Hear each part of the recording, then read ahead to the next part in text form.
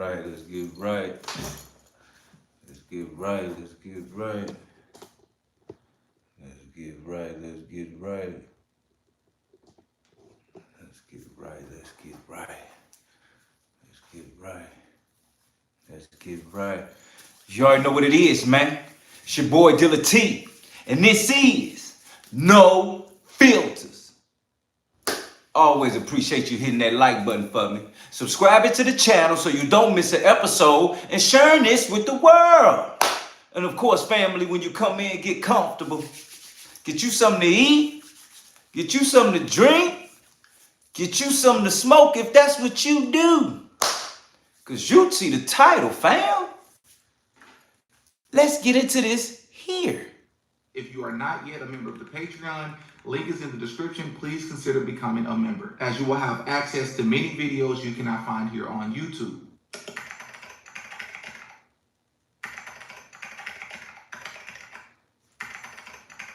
Trail in the building, I see what it is. There are three people that I'd argue played the biggest roles in the rise of P. Diddy early on. A guy by the name of Andre Harrell, who worked at Def Jam and later founded Uptown Records in 1986. This is where Diddy would work for Harrell as an intern all the way to talent director and later VP of AR, where he would discover and help develop Mary J. Blige and Jodeci.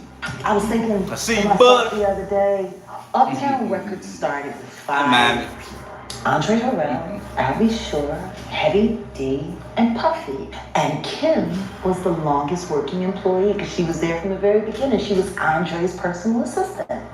Kim's dead. Heavy D is dead. Andre Harrell is dead. The only two left are Puffy, and Al almost died. Isn't that interesting? That is interesting. This is also where Diddy would meet the would-be mother of his children, Kim Porter, who would mysteriously pass away many years later after she separated from Diddy. Uptown is also where Diddy would face similar accusations of sexual abuse, acts of violence, such as the 1991 Community College of New York celebrity basketball game that led to several people losing their lives that night. In his memoir, Notorious C.O.P., the former head of the NYPD Rap Intelligence Unit, Derek Parker, a COINTELPRO legacy program that grew directly out of Interagency Corporation and the Boss Unit, shares his first introduction to Diddy. Even before the CCNY disaster, well before he was a tabloid fixture, I became aware of Puffy, Sean Combs. He was hard to miss as he galvanized around early 90s hip-hop clubs and up the ladder of the music industry right from the bottom rung. At the time, Puffy was little known outside music biz circles. He wasn't even a performer yet, but a rising A&R executive at Uptown Records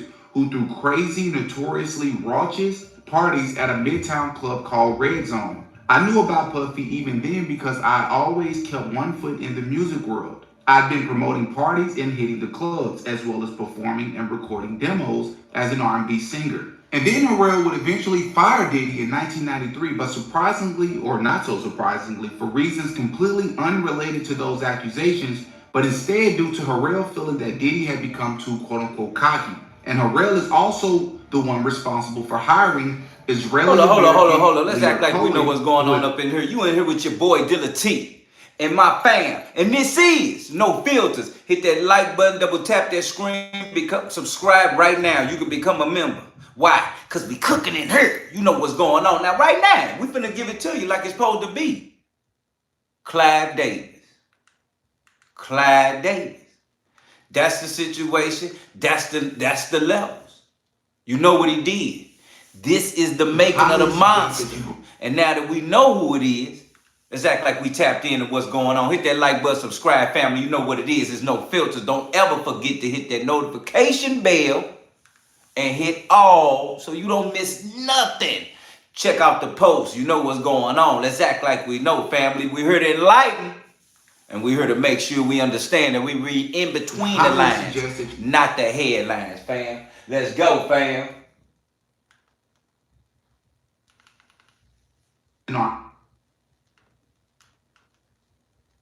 If you are not yet a member of the Patreon, link is in the description. Please consider becoming a member, as you will have access to many videos you cannot find here on YouTube.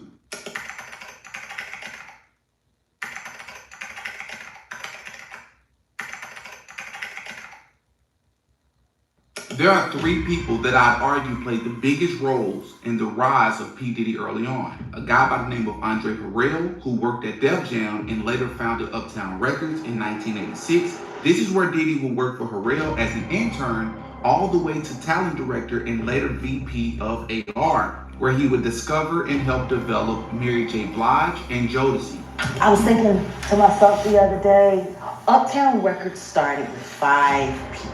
Andre Harrell, Albie Shore, Heavy D, and Puffy. And Kim was the longest working employee because she was there from the very beginning. She was Andre's personal assistant. Kim is dead. Heavy D is dead. Andre Harrell is dead. The only 2 left are Puffy and Al almost died. Isn't that interesting? That is interesting. This is also where Diddy would meet the would-be mother of his children, Kim Porter, who would mysteriously pass away many years later after she separated from Diddy. Uptown is also when where Diddy would face similar accusations of sexual abuse, acts of violence, such as the 1991 Community College of New York celebrity basketball game that led to several people losing their lives that night. In his memoir, Notorious C.O.P., the former head of the NYPD Rap Intelligence Unit, Derek Parker, a COINTELPRO legacy program that grew directly out of Interagency Corporation and the Boss Unit, shares his first introduction to Diddy. Even before the CCNY disaster, well before he was a tabloid fixture, I became aware of Puffy, Sean Combs. He was hard to miss as he galvanized around early 90s hip-hop clubs and up the ladder of the music industry right from the bottom rung. At the time, Puffy was little known outside music biz circles. He wasn't even a performer yet, but a rising A&R executive at Uptown Records who threw crazy, notoriously raucous parties at a Midtown club called Red Zone. I knew about Puffy even then because I always kept one foot in the music world. I'd been promoting parties and hitting the clubs, as well as performing and recording demos as an R&B singer. And then Harrell would eventually fire Diddy in 1993, but surprisingly, or not so surprisingly, for reasons completely unrelated to those accusations, but instead due to Harrell feeling that Diddy had become too quote-unquote cocky. And Harrell is also the one responsible for hiring Israeli-American Lear Cohen, who has worked with several prominent figures, including Young Thug, another Masonic puppet we have covered on this channel multiple times. Another major influence or mentor of Diddy's, I would have to say, is Russell Simmons, maybe more so indirectly, who I have loosely covered in the past along with his allegations against him in my Oprah video. Go and check that out when you get a chance. Simmons is co-founder of Def Jam Records, responsible for hiring Andre Harrell, who by the way was loosely tied to organized crime at the previous news station he worked at prior to joining Def Jam. And within 2 years at Def Jam, Andre Harrell moved up the ranks extremely and unusually fast to become VP and GM, very similar to the quick and suspicious rise of P. Diddy and the music industry as well. But part of the reason Def Jam was so successful at the time was due in part to his 1984 distribution deal with CBS and its subsidiary Columbia Records, run by their Jewish owner Walter Yetnikoff, who will come up later in this video for an extremely interesting and important reason that you don't want to miss. But this Walter guy worked with all the music icons such as Michael Jackson, Paul McCartney, James Taylor, and the list goes on. But he was also a close friend of another guy by the name of Clive Davis. Clive Davis, I would argue, is the third and most influential groomer and mentor of not only Sean Diddy Combs' career, but also his behind-the-scenes inappropriate behaviors, allegations, and tactics. And because of this, Clive Davis will be the sole focus of today's video. In fact, what many people don't know and will learn in this video is that Clive Davis's rise and dominance in the music industry is 100% tied to organized crime and intelligence agencies. And I will prove that in this video. Usually recognized as a pioneer and a legend in the music industry, Clive Davis has also been called an evil master puppeteer, accused of controlling artists' lives, using them until they were no longer any good to him, then disposing of them, and accused of sexually, financially, and psychologically exploiting many people in the music industry. Former CEO of Death Row Suge Knight even claims himself that, quote, Clive Davis, Russell Simmons, and Andre Harrell used alcohol and drugs to compromise Combs' manhood. A man, Clive Davis, that waited until his 80s to admit in his memoir, showing the one-eye symbolism on the cover, by the way, that the wildly popular decades-old rumor was true, that he was bisexual. What other rumor did Clive Davis hold back from sharing as true? This video will cover the music industry, Clive Davis, and the individuals that directly inspired Sean Diddy Combs, their connection to criminal enterprises, drugs, the occult, Freemasonry, rituals, blackmail, lies, and even abuse. Welcome back to another episode of Didi Got a Podcast, and of course, I'm your host, Didi. This will easily be the most in-depth, controversial, and detailed video covering Clive Davis, his career, his influence on Diddy, and even the people that influenced Clive Davis that will better help us understand why Diddy is and was the way that he's been throughout his career. Trust me, I've done the research, I've looked all over the internet. You won't find a video more detailed than this one. So all I ask for you to show me that you really appreciate the weeks that it took to conduct the research for this video and to put this video together is to just hit the like button and to hop in the comment section and to give me your thoughts at the end of the video. What do you say? I really appreciate it. I always enjoy interacting with you all. And I also want to give a huge shout out to one of the greatest researchers, in my opinion, easily over the past couple of decades, Miss Whitney Webb. More particularly, her incredibly impressive article called One Label Under Blackmail, where she links Clive Davis to P. Diddy, to Jeffrey Epstein, to many politicians, and to many other crime families. It's an incredible article. I'll try to remember to include it in the description. Now, without further ado, let's get into the video. Oh yeah, Didi Got a Podcast. Hit that like button, subscribe. We about to cook. My next guest has nurtured such superstars as Barry Manilow, Melissa Manchester, Chicago, Simon and Garfunkel, Janis Joplin, and the list is endless. Today he's brought his latest discovery with him, and she is, in 2 words, simply breathtaking. I want you to meet this giant of a man, this giant of a man, this giant of a man, probably the most knowledgeable man the record business has ever known, probably the most knowledgeable man the record business has ever known, the president of Arista, Clive Davis. Clive?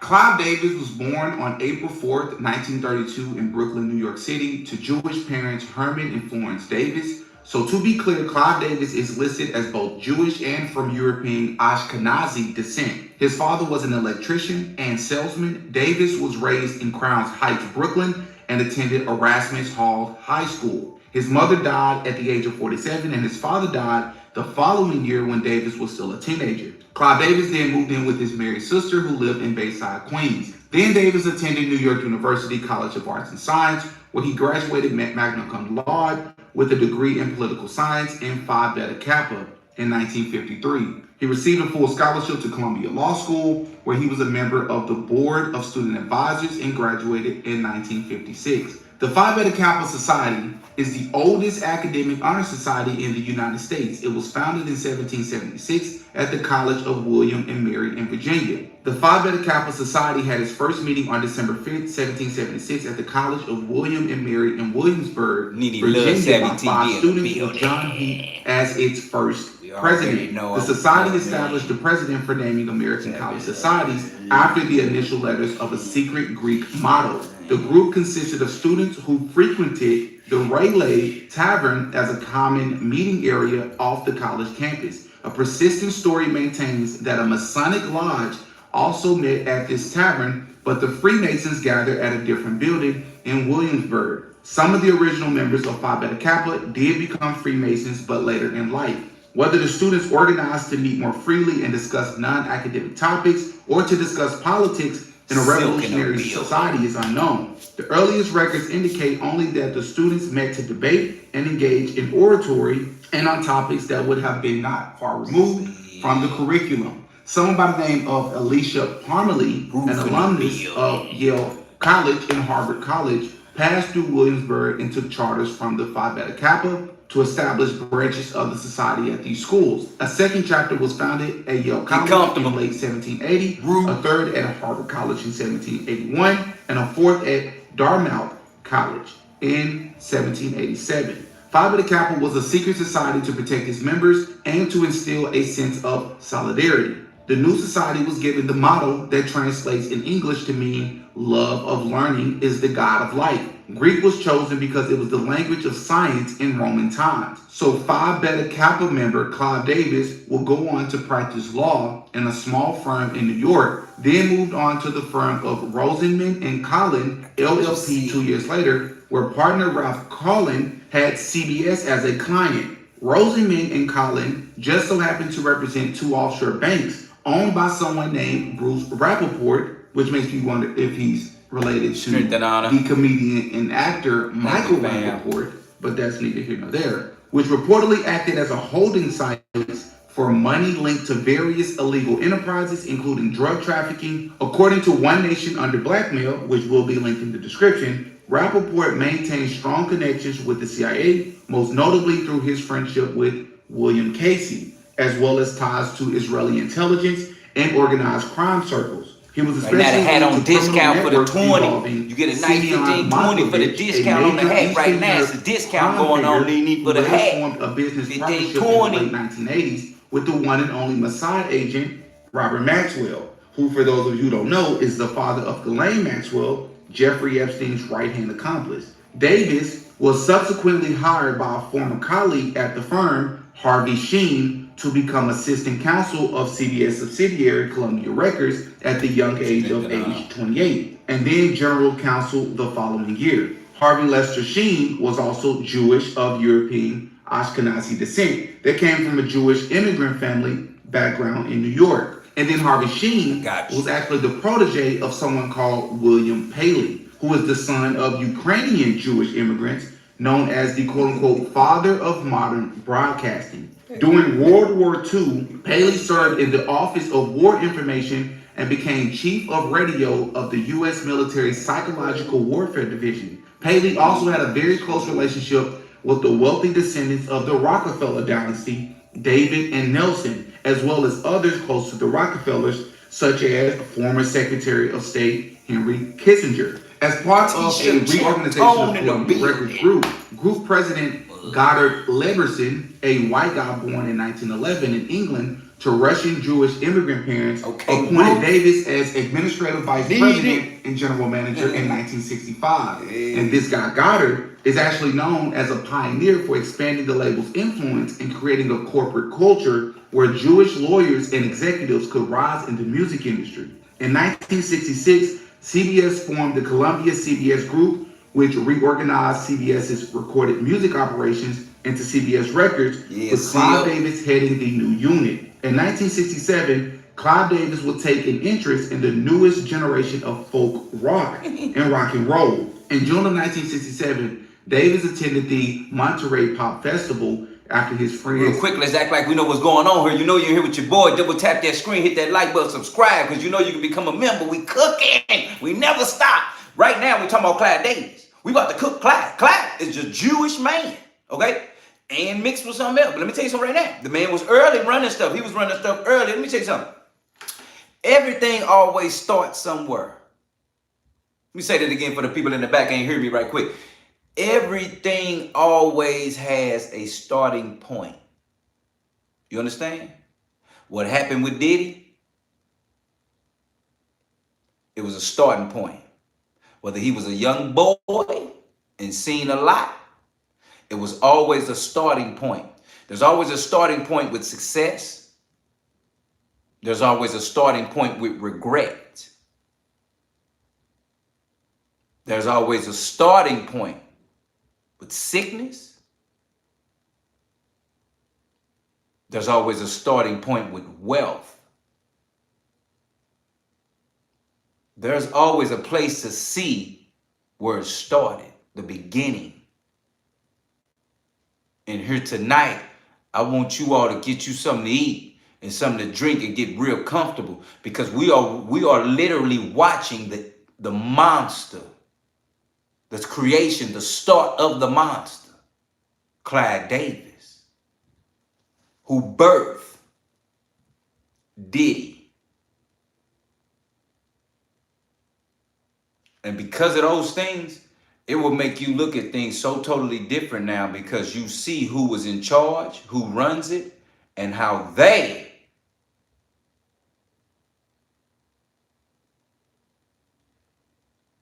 have no one to stop it. Hit that like button, subscribe. Become a member right now. It's worth it. It's free. It don't hurt from you to take your finger, double tap the screen. That's easy. Let's go. And business associate Lou Adler convinced him. Lou Adler was a Jewish-American record and film producer and the co-owner of Roxy Theater in West Hollywood, California, and worked with several musical legends, including Sam Cooke, the legend. Real quick, right now, this episode right now, this show right now, if you're rocking with the bucket hat, you can send a good 15, 20 in the Cash App right now. Let's get it going. Send it to the Cash App, send your name, or we'll get the orders going immediately. Get your life together. Send that 20 right now in the Cash App. I'll get that bucket hat to you. You hear me? If you rock with me, fam, because you know how I'm coming. When you put on no filters, nobody can feel it. We don't feel shit.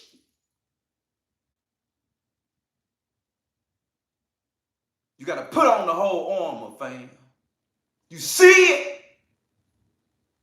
Mama K in the building. Let's go. Legendary soul artist, but also the alleged quote-unquote pansexual, as it states in his 2005 biography, Dream Boogie, The Triumph of Sam Cooke, that he, quote, had an appeal for both sexes, generating a pansexual hysteria. Well, attending this concert would actually lead to Clive Davis signing Janis Joplin. You know, the same Janis Joplin that Clive Davis would later admit offered him sexual favors to be able to move up in the music industry, and he claimed to have declined these sexual favors. This also would lead to him signing Pink Floyd, Bob Dylan, and even legendary groups such as Aerosmith and Earth, Wind & Fire to Columbia Records in 1972. You know, the same Bob Dylan that is on record infamously alluding in an interview to the fact that he sold his soul a long time ago and has to keep up his end of the bargain. Why do you still do it? Why are you still out here? Well, it goes back to the destiny thing. You know, I made a bargain with it, you know, a long time ago, and I'm holding up my end. What was your bargain? To get where I am now. Should I ask who you made the bargain with? with the chief commander. On this earth? And on this earth, and then in the world we can't see. Earth, Wind & Fire, for those of you who don't know, was no different from Bob Dylan or any of these other greats that we have discussed on this channel. They were heavily into the occult and astrology. What news channel did that dude work for? What, that like ABC, fam? Tone? What channel did the dude work for that was interviewing him? Let's go back to him. We was like for ABC, CBS, some letters. He was with one of these channels that was letters. You hear me? Point I'm making is, you see how he said that right in our faces at that time? Thank you, Tone. CBS. Fam worked for CBS. So he doing a live interview of CBS of this man telling you he sold his soul. Don't want to say devil, Satan, Lucifer, none of that. He like the chief. You see how he don't even want to say it? But he's aware he know and didn't do like it. You want me to ask you? As if CBS don't know what you just did. You see what I'm saying? How they be playing us and we just sitting there watching it? It's just in my mind how long ago that was and how we just sitting here like, even then, the starting point was right there. And, oh, you better touch your friend, your neighbor, touch the screen. Tell somebody the starting point.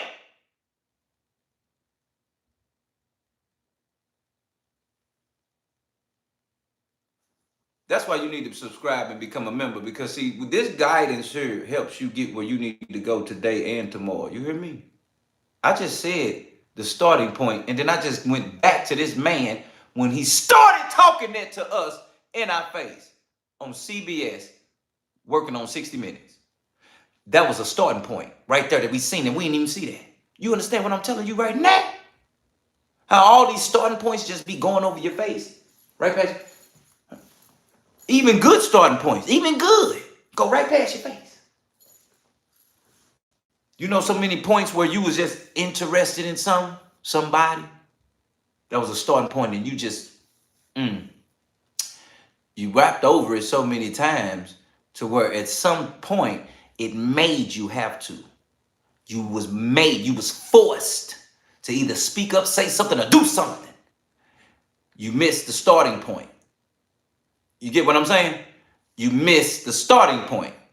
So now we looking at, this was the starting point of them talking about right there on 60 Minutes in our faces, regular interview, that this man sold his soul to some creature that's not God. So now you sitting here like, wow, and he just comfortably told us that as if we don't know. And it's so funny because how ironic, we didn't know. And that's how embarrassed you should feel by not knowing. And this is what they've done then. So what you think they're doing now? They don't feel no type of way for you to know now. They don't feel no type of way for you to know now in your face. If they would already been telling you over 25 years ago. You know they don't care right now what they give you. Mona in the building, Lori in the building. It's truly a blessing to see y'all. Each and every one of y'all, my family members in here right now. Let me tell you something right now. I want you to know right now is always a starting point. Your failure, your success, your turnaround, your change, your fall, your rise. It's always a starting point, fam. And an ending. Don't forget that. But the starting point is what you need to acknowledge. So you can rest in that and know what you're doing. Because as long as you know the starting point or whatever it is, you will be able to identify whatever you need to do to keep going. That's the point, fam. And right now, hit that like button, subscribe. Right now, double tap that screen. We looking at Clive Davis' starting point on P. Diddy's starting point. This also would lead to him signing Pink Floyd, Bob Dylan, and even legendary groups such as Aerosmith and Earth, Wind, and Fire to Columbia Records in 1972. Earth, Wind, and Fire. You know, the same Bob Dylan that is on record infamously alluding the reason, to the fact that he sold his soul the reason we're here. The reason and here. I'm going. I'm holding up my end. That's who we signed. What was your bargain? To get where? Don't leave me hanging, fam. Now. Should I ask who you made the bargain with? with the chief commander. On this earth? And then this earth, and then in the world we can't see. Earth, Wind, and Fire, for those of you who don't know, was no different from Bob Dylan or any of these other greats that we have discussed on this channel. They were heavily into the occult and astrology as well. In fact, astrology is what led to the name of their group, Earth, Wind, and Fire. Heavily inspired by not only Clive Davis, but another guy named Maurice White, who was the founder of the group. He was really big into universal love, enlightenment, and the quote-unquote love is love concept. Maurice was also heavily infatuated with pyramids, the Sphinx, which we have discussed several times concerning the Boule, and infatuated with ancient Kemet or ancient Egyptian mythology. And he was open about it in interviews. The Bible, which is often used as a distraction and confusion in Freemasonry and fraternities, much like what we heard from ex-sorority member Melissa Blair. This is done to make it appear as if their belief system is rooted in the God of the Bible, when the truth is many Freemasons are taught to study all religions so that they can be well equipped and well informed to be able to better disarm many believers. But I digress. These people were also heavily influenced by Aleister Crowley as well, as he was already extremely influential with the music industry by the 1960s and 70s. For example, the Beatles included Crowley's face on the Sgt. Pepper Lonely Hearts Club Band album cover in 1967. David Bowie referenced Crowley in Quicksand in 1971, stating, "I'm closer to the Golden Dawn," immersed in Crowley's uniform of imagery. Black Sabbath, Iron Maiden, and Ozzy Osbourne also later invoked Crowley's name and imagery directly. Because remember, Crowley's self-made religion, Thelema, was explicitly based on what he described in his book of the law as a revelation in 1904 from an Egyptian deity named Awis, A-I-W-A-S-S. We also spoke about Crowley's heavy influence on the younger generation, such as Tentacion as an example. But it was in 1973 when the first quote-unquote big scandal would make major headlines as CBS fired Clive Davis amid allegations of misuse of funds and providing drugs to artists and disc jockeys as part of an alleged payola scandal.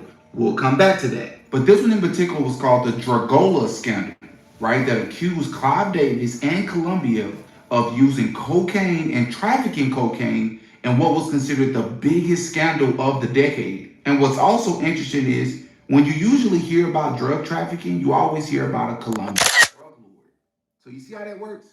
It's almost like they play on the name Columbia. And if you take a step back and just look at Clive Davis's career, he went to Columbia Law School. He worked for Columbia Records, CBS Records, and the subsidiary, including Columbia Pictures, which we're going to be speaking about here in just a little bit, which is also interesting because when you look at the Columbia Pictures image that's always shown, which is this woman holding up this light, it is very reminiscent of the Statue of Liberty, which is another rabbit hole that we could very easily go down. Well, that's very similar to the start of Columbia Records, because the founder claims that part of the reason he picked the logo for Columbia Records or Columbia Pictures, which is, in my opinion, the all-seeing eye, was because they had a quote-unquote vision for this new world of music. But I digress. It says here, CBS, in connection with the Project Sound probe, uncovered that Davis had left a quote-unquote trail of phony invoices totaling at least $94,000 over 6 years that were meant to cover up Davis's use of funds for personal parties and renovations to his properties. Davis was ultimately fired by CBS as a result. After Davis was fired from CBS Records in 1973 for allegedly using company funds to pay for his son's bar mitzvah, Columbia Pictures then hired him to be a consultant for the company's Bell Records label. Shortly after, Davis took over, changed the name, and then founded Arista Records in 1974, which ironically enough, or maybe not so ironically enough, the logo for Arista Records seems to highly resemble the symbol used by fouls or lovers to identify one another, which is interesting enough because when you think about the name of P. Diddy's record label, Bad Boy Records, then it starts to make more and more sense, but we're getting ahead of ourselves. Bad Boy Entertainment. I named it Bad Boy because I wanted to go against the grain. Anytime you go against the grain, they consider you like kind of bad. Nothing negative, nothing like hardcore. Just, I didn't want to be regular. What many people don't know is that that label was actually co-founded alongside Clive by a Jewish man named Alan Hirschfeld, who had recently become CEO of Columbia Pictures in 1973. And Alan was mostly able to achieve this goal, as in becoming CEO of Columbia Pictures, due to his connection to Jewish co-founders of Allen and Company, Charles and Herbert Allen, who were close friends with Allen's father, Norman. Crime will run rampant in this video, as you will see, but crime also was no stranger to the Allen family, as it states here. Charles and Herbert Allen and their firm, Allen and Company, have documented ties to intelligence-linked figures in scandals as well as organized crime. As noted in One Nation Under Blackmail, the Allen brothers had significant organized crime connections, particularly via companies based in the Bahamas that were run and developed by close associates of Jewish mobster and co-founder of the National Crime Syndicate, Meyer Lansky. In addition, Allen & Co. was a client of the CIA-linked David Baird Foundation, and Charles and Allen and David Baird had several dealings with an associate of mob boss Mo Delitz and Alexander Guterma, who was a key part of the United Dye scandal that had also ensnared figures like Ward Khan. The company was named after New York City's secondary school honor society of that same name, of which Davis was a member. The name Arista is derived from the Greek god Aristeus, who was the son of the god Apollo, which is the same Greek god that the Kappa Alpha Psi fraternity worships and vows secrecy and reverence to. After Clive officially launched Arista, he would sign several artists such as Aretha Franklin. You know, Clive Davis would also sign several others at the record label, such as the Outlaws, Alicia Keys, The Grateful Dead, TLC, and the list goes on. Well, Clive Davis would eventually become the focus of another major investigation as well, which would later become known as Project Sound, as we mentioned earlier. As it states here, allegations began to surface in the press that CBS Records had bribed black radio stations and done business with an organized crime figure. The scandal ultimately led to Clive Davis's decision to make a deal in 1971 with two record producers tied to Motown Records, Kenny Gamble and Leon Huff. Davis had sought out Gamble and Huff due to a desire to quote-unquote conquer the R&B charts. As part of the negotiations, Davis allowed Gamble's and Huff's company to promote the music that, per the deal, was produced and distributed by CBS. CBS was implicated in the arrangement through David Winshaw, Clive Davis's closest aide at CBS. Press reports soon stated that CBS Music subsidiaries were being investigated for bribing radio stations, not just with money, but also drugs and sex in order to quote-unquote increase use of its products on black-oriented radio stations. And just to go a little bit deeper, for those of you that don't know, what was payola in a more broader sense?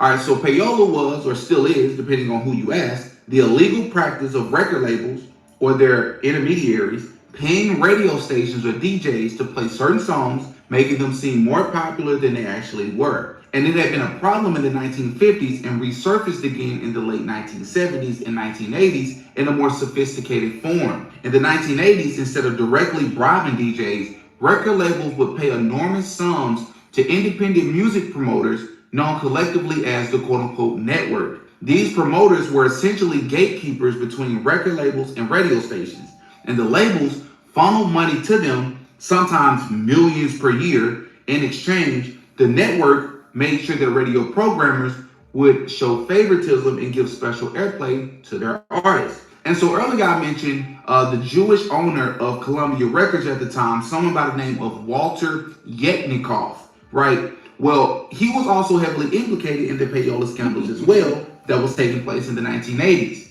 right? So the way it worked was CBS Records, which was once again ran by Walter Yetnikoff, was one of the biggest clients of the quote-unquote network. Labels often didn't question how the promoters got the results. They just paid the fees, right? And so what critics will later say, more specifically congressional investigators, argued that the network operated like a mob-style protection racket. If labels didn't pay the quote-unquote indies, their songs might not get played. Paying up ensured radio spins and chart success. So by the mid-1980s, the FBI and the Justice Department began investigating, suspecting ties between the network and organized crime. And so in 1986, the New York Times and other outlets exposed that the quote-unquote independent promotion system had become a shadow industry worth $80 to $100 million annually. CBS Records, along with Warner, RCA, and other majors, were implicated as heavy users of this system. And Walter Yetnikoff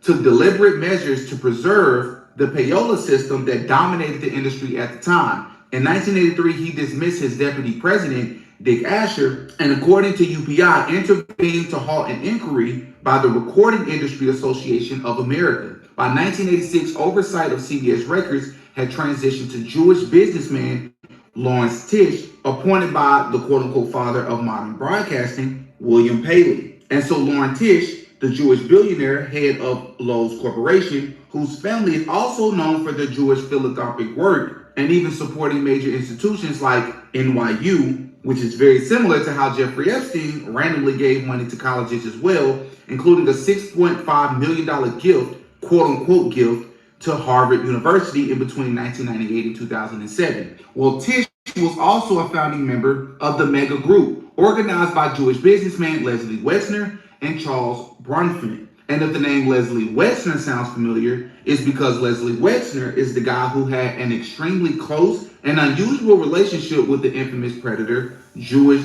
quote-unquote financier, Jeffrey Epstein, a relationship that no one really knows how to fully explain. What we do know is that they met in the mid-80s. Epstein was retained by Wexner as his personal financial manager. He had quote-unquote wide latitude over Wexner's finances, including power of attorney, acquired some of Wexner's properties, managed many of Wexner's affairs, and Wexner even gave Epstein responsibility for certain trust foundation rules, such as serving as trustee of the Wexner Foundation Board. And in addition, Clive Davis's associate, Walter Yetnikoff, also titled his memoir, Howling at the Moon. This is because he was infamous for hard partying heavy drinking, and cocaine use during his time running CBS. The point of me mentioning people's sexuality and mentioning people's habits, even at the very top, such as CEOs and executives, is to show you that this is not just running rampant with artists and producers, that this is a culture that is literally culminated and created by the CEOs and the execs. So this memoir, Howling at the Moon, was supposed to capture, right, this so-called untamed.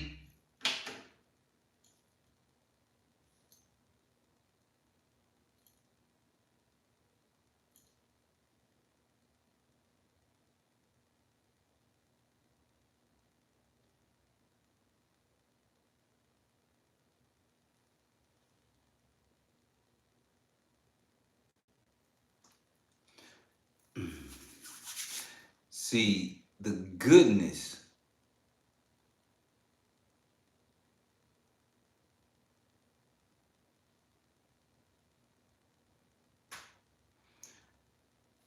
it's a word called the Elohim. I don't really know if you all are familiar with that. But the Elohim, you got to really thank God that you heard No Filters right now. Because some of you are really stupid. And that's not a direct thing to you. That's just a lack of knowledge because you chose to be that. And some of you think you know all. And I feel sorry for those that feel that they know all. Some of you are misled. Some of you feel good about what you believe in, but you really don't know what you believe in. Let me say that again for the stupid people in the back. Some of you feel good about what you believe in, but you don't really know what you really believe in. Your mama and your daddy put you in church or put you somewhere. You didn't choose that. You didn't wake up and say, I'm going to serve.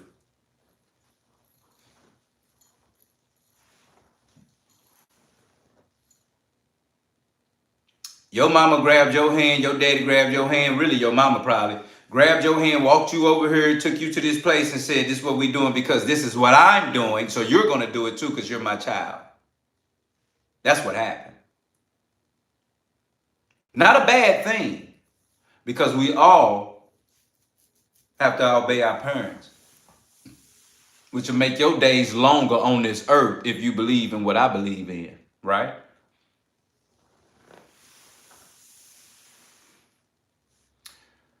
But let me tell you the funny part.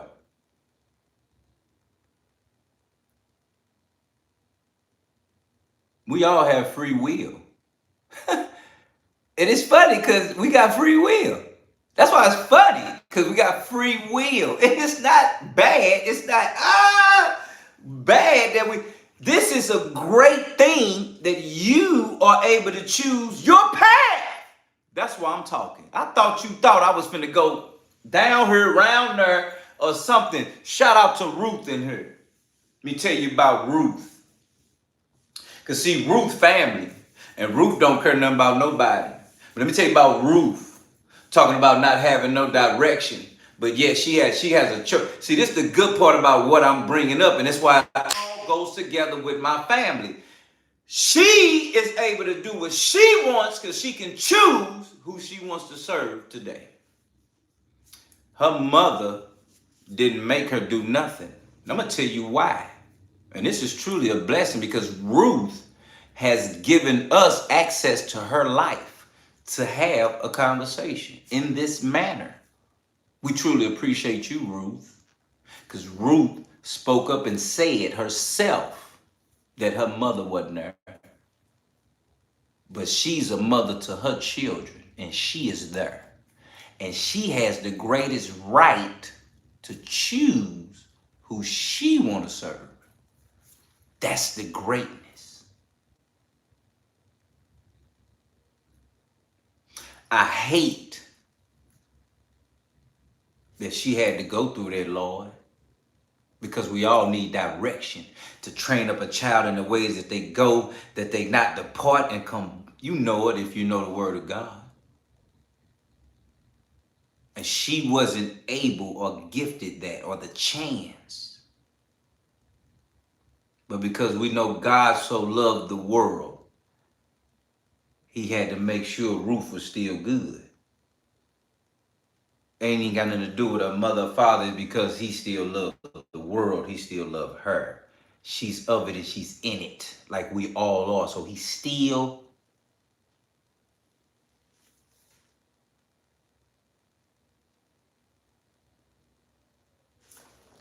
And you know what's crazy? You see the path she on? Led her right here with no filters, family, ability. You better shut up in here if you ain't hearing me.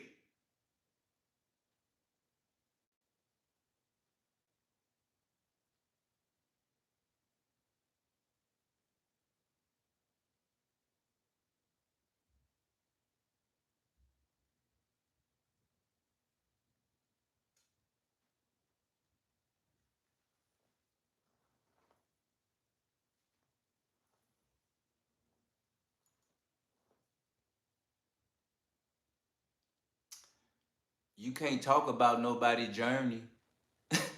You can't talk about nobody's path. You can't talk about nobody. You can't say shh. You can't. You just can't.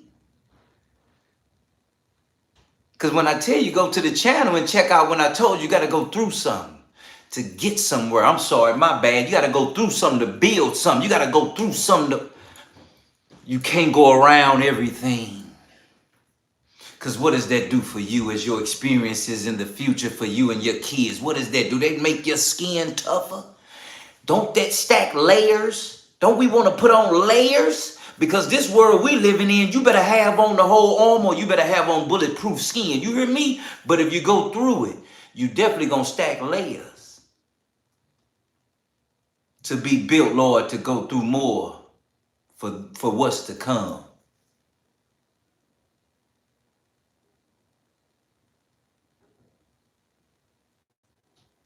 I just want you to understand, no man knoweth nothing.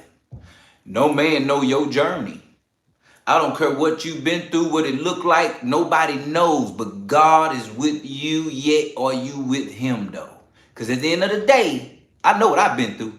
And I know who helped me. Not this guy right here. I can tell you who helped me. Somebody you ain't even seen.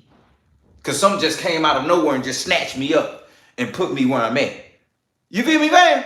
Or somebody just took you out of something where you was like, oh my God, this person is in a house where they about to probably die. But for some reason, some's on them that's finna just swoop them up and take them out of that situation and put them somewhere else. You better sit back and thank God for a second, fam. Just for a second. Because we don't even know what you went through, but you do. And we wasn't there. And for some reason, yo, still here. For some reason, you still here, fam.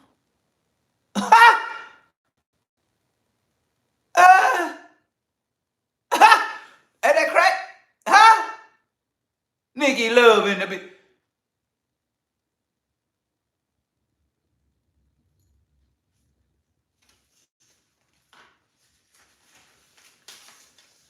I don't know if you know why you still here. Even know what you've been through. I don't even know why you know you still here. I don't even know if you even know why you still here.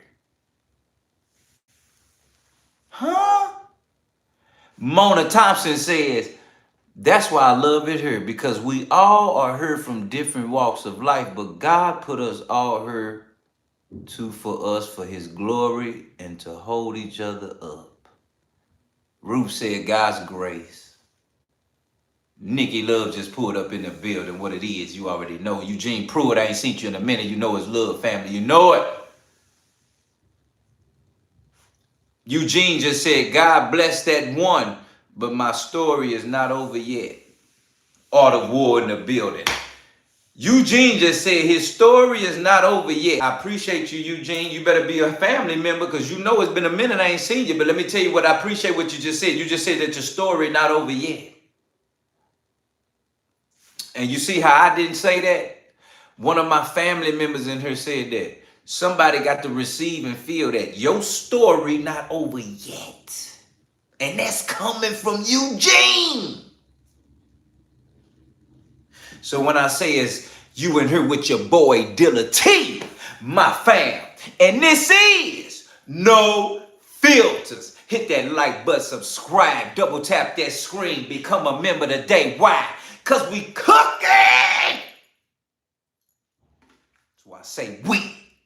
Almost animalistic side of Walter's lifestyle. Also, as many of you would know, if you followed the channel long enough, Aleister Crowley was huge into moon magic, as he believed the moon to be one of the quote-unquote planetary powers of correspondences that were part of a system of magical imagery and functions to help someone discover their quote-unquote true real. Walter Yetnikoff titled his book Howling at the Moon because he believed in moon magic as well. He believed that the moon symbolized something greater than himself. And if you've seen my Michael Jackson video, we've covered MJ's obsession with Aleister Crowley and the moon, from his album covers, his attire, 777, and even the quote-unquote moonwalk. The moonwalk had a double meaning. And to help drive this point home, if you're not fully convinced yet, think about Cash in the building. Michael Jackson's sixth album, not his first, not his second, but his sixth album was Thriller. And what was Thriller about, right? The entire concept of the album, but especially the single from the album, Thriller. It was about zombies and werewolves affected by the moon, right? And also when you think about it like this, Pink Floyd, all of these artists were under Columbia Records at the time, or at some point in time. Take a listen to this. Pink Floyd, Dark Side of the Moon. Michael Jackson has a song called Scared of the Moon. Ozzy Osbourne, Bark at the Moon. Paul Simon, Song About the Moon. Van Morrison, Moon Dance. Grateful Dead, Mountains of the Moon. Creedence Clearwater Revival, Bad Moon Rising. Neil Young, Harvest Moon. David Bowie, Moonage Daydream. Iron Maiden. Cash in the building. You know what it is. Hit that like button, subscribe. Make sure that notification bell is hitting on all. Really big. Become a member right now, family. We'll never leave. Especially when you consider the fact that during the Roman Empire, Luna is the moon goddess. And we've spoken about this many times before on the channel, right? So Sol and Luna can represent the extent of Roman rule over the world. And speaking of MJ, I want to remind everybody of something. During MJ's time alive, MJ had a list of people on something that he called his quote-unquote enemy list. And I think it's a very interesting list of people, right? One of them was a guy by the name of Rabbi Shmuley. Okay, before we get into Michael Jackson list, that's a very important list, just so we know and understand what's going on, because that's what's real. We have to make sure we point out right now that our new winners of the BAM! $2 raffle, No Filters giveaway, fam. Was you there? Did you hear about it? Did you know? Was you there when we did it Friday? Was you there when we did it Friday? We got 2 new winners. Do we need to announce the 2 new winners? Because I feel like somebody wasn't in here when it went down. It was 1 female. It was 1 male. I need to make sure, because I felt like people knew who it was. Is you telling them who it was, Mona? Is we going to tell them who it was, Nene Lil Savvy TV? I feel like we're going to have to announce it. Is we going to tell them who it was? Who was it? Let them know how we coming, how we going. That 1 female, their name was pulled in that raffle, was Nikki Love. None other than Nikki Love. Nikki Love was in the raffle that won for the females of the month. It represents September. It was a real life, real deal. And my dog, Smith, that come in faithfully with my arm and that triangle. Smith, we appreciate you, my brother. You was the man. You was the male that won. And Nikki Love, you was the woman that won. We truly want you to know we truly thank you. We appreciate you taking your time out of your day. Whatever goes on in your day, whatever goes on in life, You chose to take your time to pull up Monday through Friday, 9 p.m. with your boy Dilla T and my fam. Cause you fam. Here at No Filters, we really appreciate you, Nikki Love. Really appreciate you, Smith, taking your time out. You need to be hitting the No Filters 314 at gmail.com. You hear me, Nikki Love, Smith?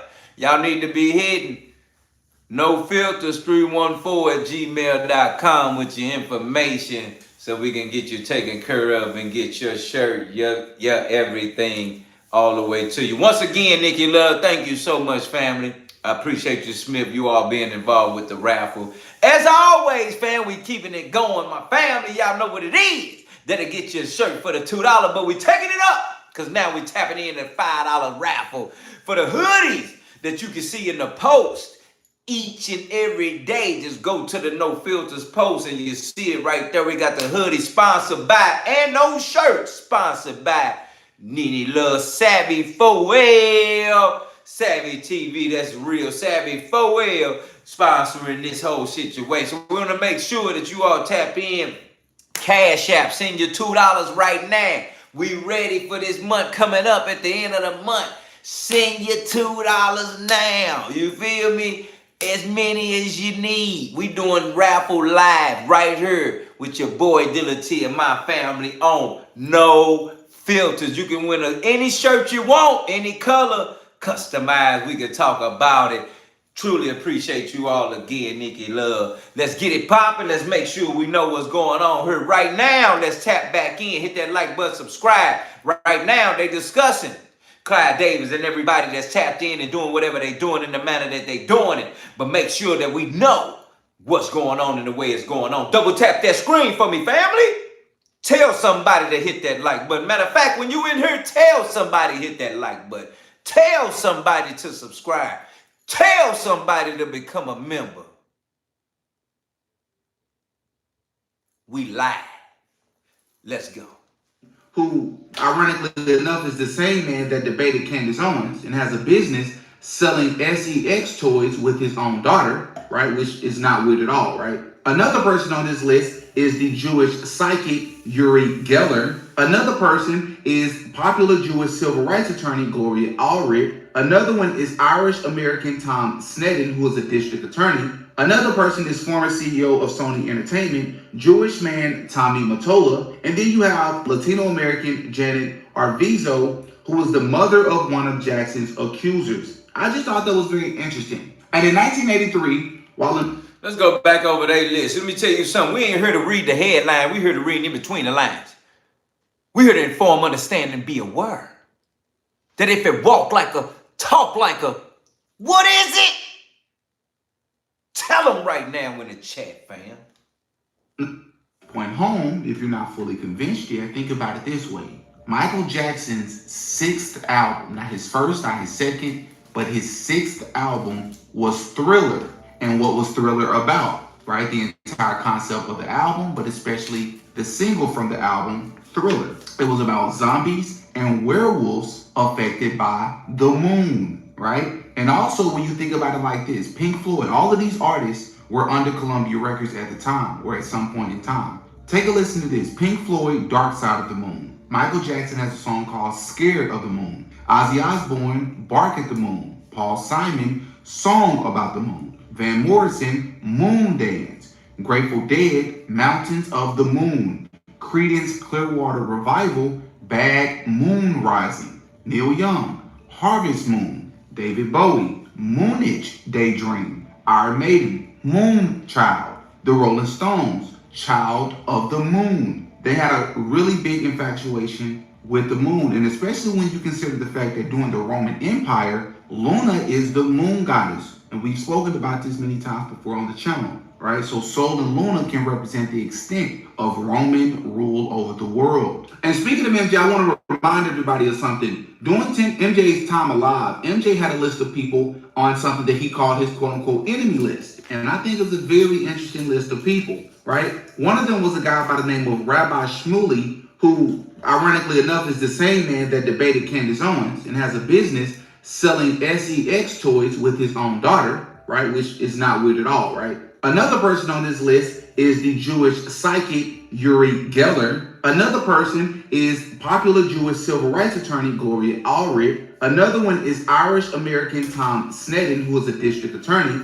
Another person is former CEO of Sony Entertainment, Jewish man Tommy Mottola. And then you have Latino-American Janet Arvizo, who was the mother of one of Jackson's accusers. I just thought that was very interesting. And in 1983, while in a small New York club called Sweetwater's, Clive Davis would hear a backup artist singing with her mother that would blow him away. He was instantly inspired to sign her. This person turned out to go by the name of Whitney Houston. This would then lead to him signing her, shaping her image, and connecting her with top producers in the industry. Then he introduced Whitney to the mainstream world by bringing her to the Merv Griffin national television show on June 23, 1983, as she sang beautifully over a white and black checkerboard flooring in between two twin pillars. Just 2 years later, in 1985, her debut album would drop, self-entitled Whitney Houston, and she would follow up with an album titled Whitney in 1987, which made her a global superstar.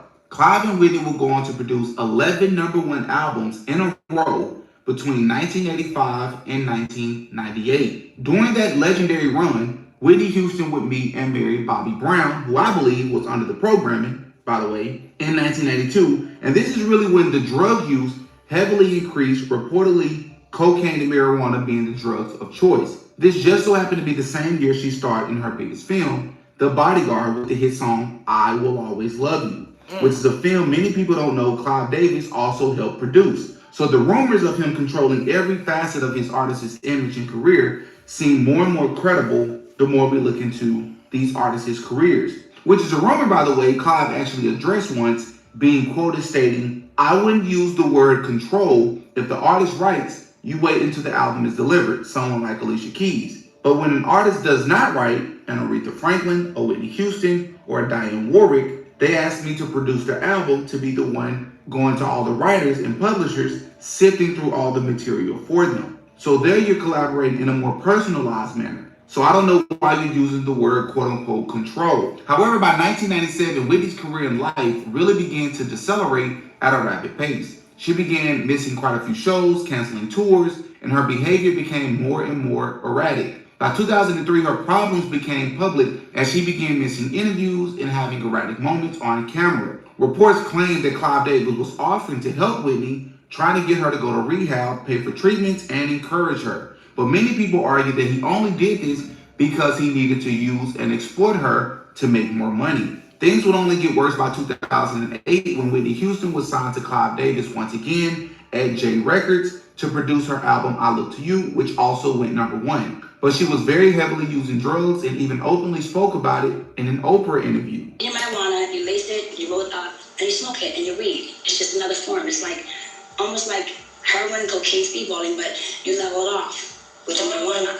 Okay. So your drug of choice was weed combined with cocaine. Not cocaine. Right, cocaine. Yes. And despite Clive Davis knowing this, he still sent her on an international tour where she would perform some of her worst and most embarrassing performances, one of which in front of the president of Kazakhstan. Former music industry singer Jaguar Wright even shares the details as well. He was the one trying to bring her back, though, at the time of prior to her death, right? But he needed her back.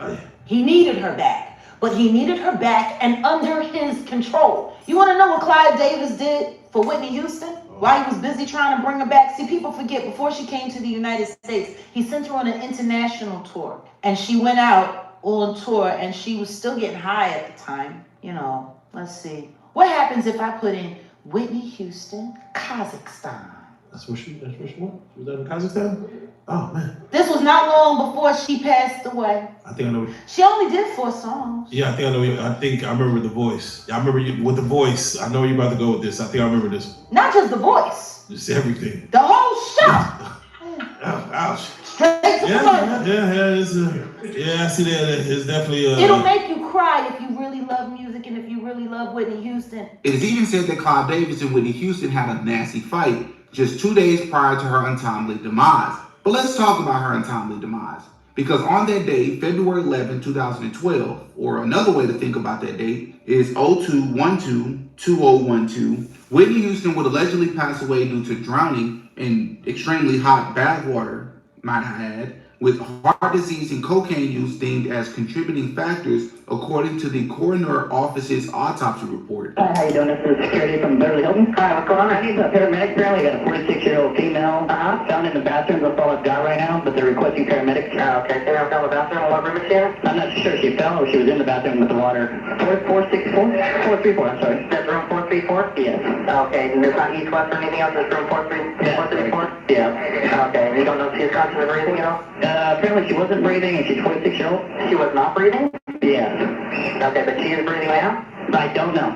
However, it was also reported by a private investigator that her body was actually badly beaten, which is inconsistent with the quote-unquote accident narrative. This private investigator also reported that he had evidence to suggest that there were 2 drug dealers that killed Whitney Houston. On this day, she was found unconscious at 3:55 p.m. in suite number 434, submerged in a bathtub at the Beverly Hilton Hotel, which just so happened to coincide with the 2012 Grammy Awards, which took place the same exact day. In fact, the pre-Grammy party, hosted by none other than Clive Davis, continued as scheduled, despite everyone in attendance, including Clive, knowing that Whitney's deceased body was laying just above them as they partied.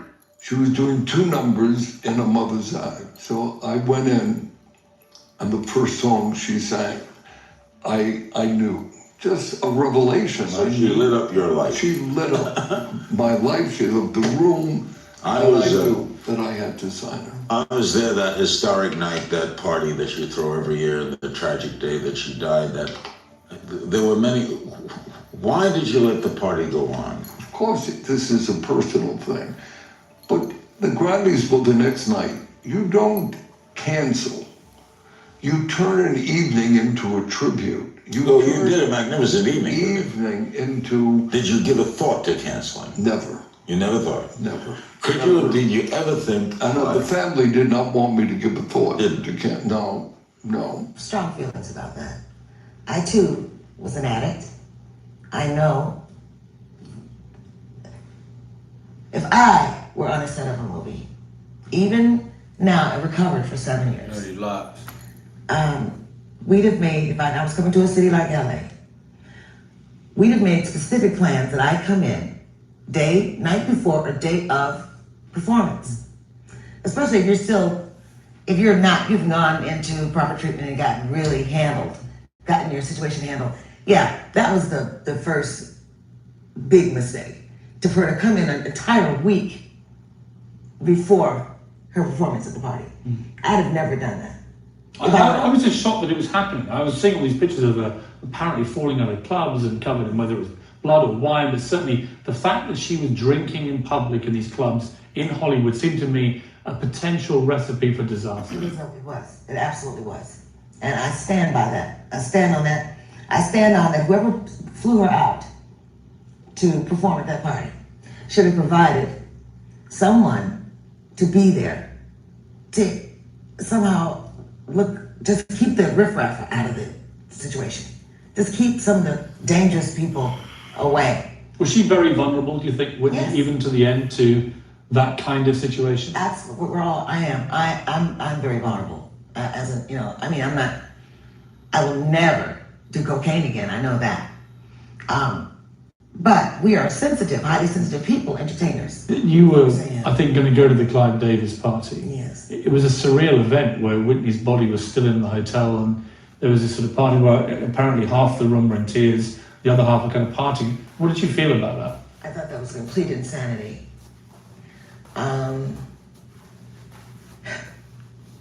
no, Whitney, I don't believe that she would have said, the show must go on. She was the kind of woman that would say, stop everything. I'm not going to be there. Right. I don't know what could motivate a person to have a party in a building where the person whose life he had influenced so enormously and whose life had been affected by her They were like, I don't understand how that part. I had Clive Davis by pure chance in here on Friday night with Jennifer Hudson, and he obviously worshipped Whitney, and I think he must have gone through agony when he heard this news, knowing it was. Piers Morgan need to shut it up in here right now. Talking about he went through agony and all of this when Whitney died. What? Boy, shit. He need to be. I'm talking like, and then come back and reset. Ain't no back smack. No, ain't none of that. He need to be. And then come back, reset for no, come back, stay there. To where, boy, I'm gonna feel like my shoulder just gave me in the way I just did that last. Hold on.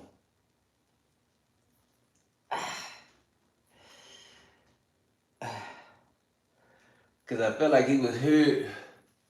I felt like he was here right now. I was just, the way I was just, hold on, cause I felt like I just lost my whole shoulder blade.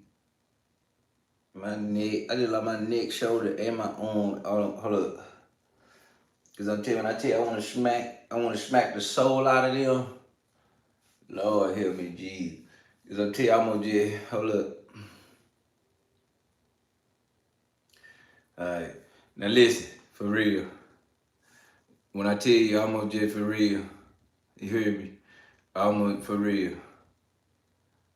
For real.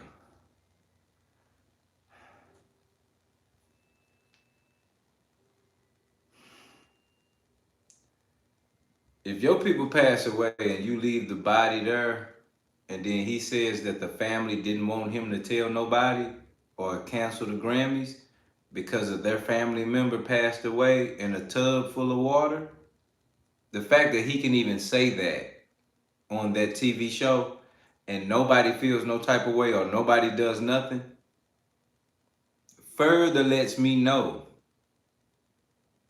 that we are nothing to the higher ups, to the elite. We are nothing, because they will take you and party with you in the tub, in the room up under there, gone, unalive. These people care nothing about you, never did. Hit that like button, subscribe right now. They all need to be hung. You hear me? And I mean hung by the throat. By a fork in the throat. Not hung with the rope around the neck. They need to be hung right here by the chin, up under the 2 or 3 hours till this event. Right. And I think he took the decision to turn it into a tribute to her. And I understand that. I mean, he obviously was wrestling with the right thing to do. That would have been right if it really was a true tribute, and and a true tribute. Giselle in the building, I appreciate you so much, family. Thank you. A tribute in my opinion, would have been maybe call everybody together, let's say a prayer, and let's eat dinner and go home. One could argue that this was a form of an energy harvesting ritual. Remember, the Grammys is usually some sort of public ritual taking place for the masses, as we have covered Sam Smith in the past, Madonna's performance, the 2017 Beyonce performance, and the list goes on. There have also been rumors over the years that Ray J, whom Whitney was allegedly romantically involved with at the time, despite their huge age difference, and even though I have good reason to believe that they actually weren't dating, but it was a different type of relationship that we're about to speak about in a moment. It's been alleged that he was actually present at the hotel when everything happened. Now, I do want to state for the record that he's come out multiple times and denied this and claimed that he was actually in a completely different state at a show. I barely speak on Whitney. She's Whitney Houston. Yes. Number one, you mentioned murder. If you look on all my comments, Yes. every time I go live, anything, you kill Whitney. Okay. That happens in spam. Now speak your truth on that. Here's the truth. I love Whitney. I was with Whitney every day. She was one of the most important people to me. So y'all had a real relationship. 1000%, bro. The real emotions. Bro, that was my people, bro. We was gonna make it official the night she passed, bro. We didn't get a chance to, and I was on my way back and just never saw her again, bro. Niggas is saying that I was in the room Shut the shh. Shh. You better shh.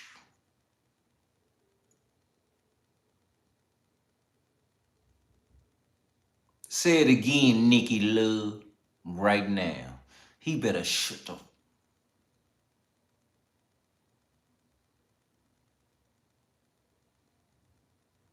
Francie in the building.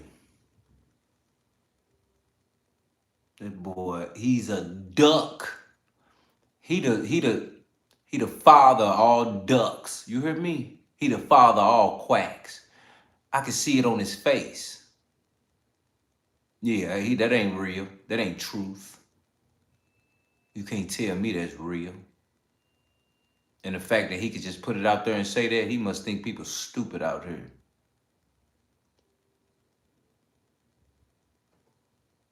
Ray J and Brandy, the worst people alive.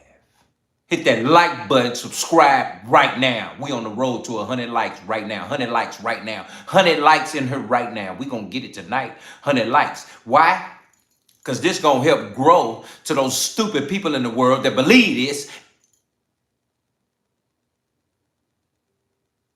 You need to hit that like button so this can grow to the stupid people that believe this stupid stuff.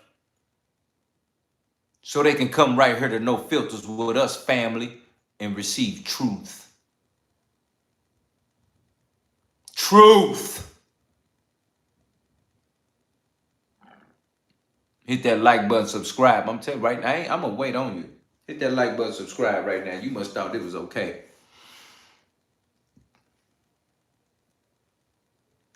When she died, bro, that's the big. He's come out multiple times and denied this and claimed that he was actually in a completely different state at a show. I barely speak on Whitney. She's Whitney Houston. Yes. Number one, you mentioned murder. If you look on all my comments, yes, every time I go live, anything, you kill Whitney. Okay.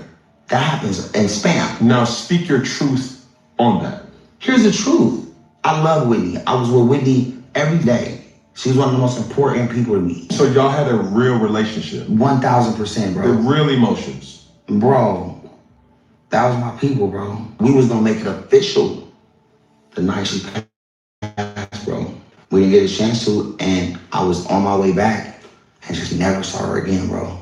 Niggas is saying that I was in the room when she died. Bro, that's the biggest cap I've ever heard. I've heard it since the beginning. I wasn't even there. I was nowhere around. Where were you? I was in San Diego doing a show. Okay. When I got back to the hotel, they did not let me up until everything was cleared and it was just the family. That's when I was able to go upstairs and see the family. This is you talking like late at night. When I pull up, I got my shoes. Nerdy Lock. I'm ready to go to the event. I just talked to her on the phone. She's not there no more. It's over. Like, no Ray, family. who was her bodyguard, he found her. Let's do it. He called me. CNN says Ray J found her. And then 10 minutes later, like, oh no, Ray, her bodyguard. That's 10 minutes later, bro. You get what I'm saying? But so, there's a innocence with jumping to conclusion, and you can kind of see why. Obviously, there's similarities in names, but that was not you. I was nowhere to be found. Right. And I hate talking about it because I got so much love for her. I've never seen her in that state. Yeah. They never. So to make me that person when I wasn't even there, and then to put murderer on top of that. Did you guys do drugs? I've never done one drug with Whitney. And then when niggas ask me, did Whitney do drugs? I mean, you don't gotta. There's certain things you can ask me, and I'll tell you. So you gotta think about people like Ray J, Brandy, like Raven Simone.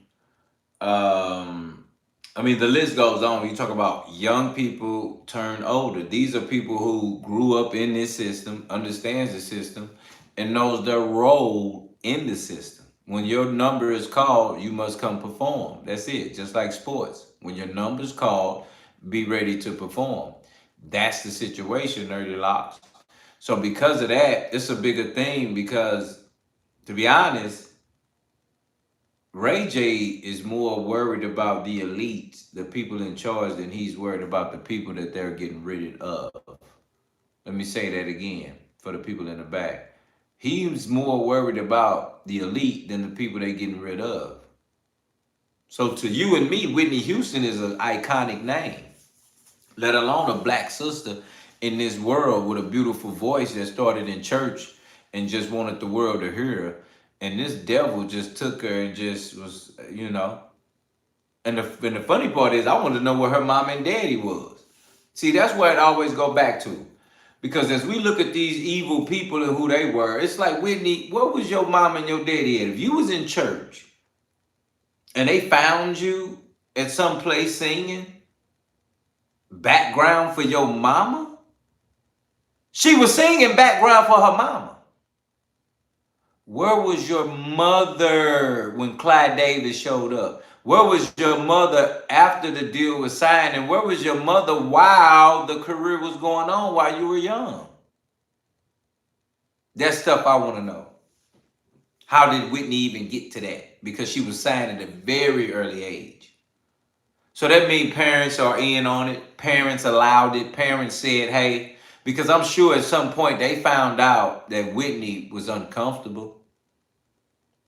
Because I know she wasn't introduced to the system that all things going by the industry is going on with Clive Davis. I know she wasn't introduced to that 1,000 years later.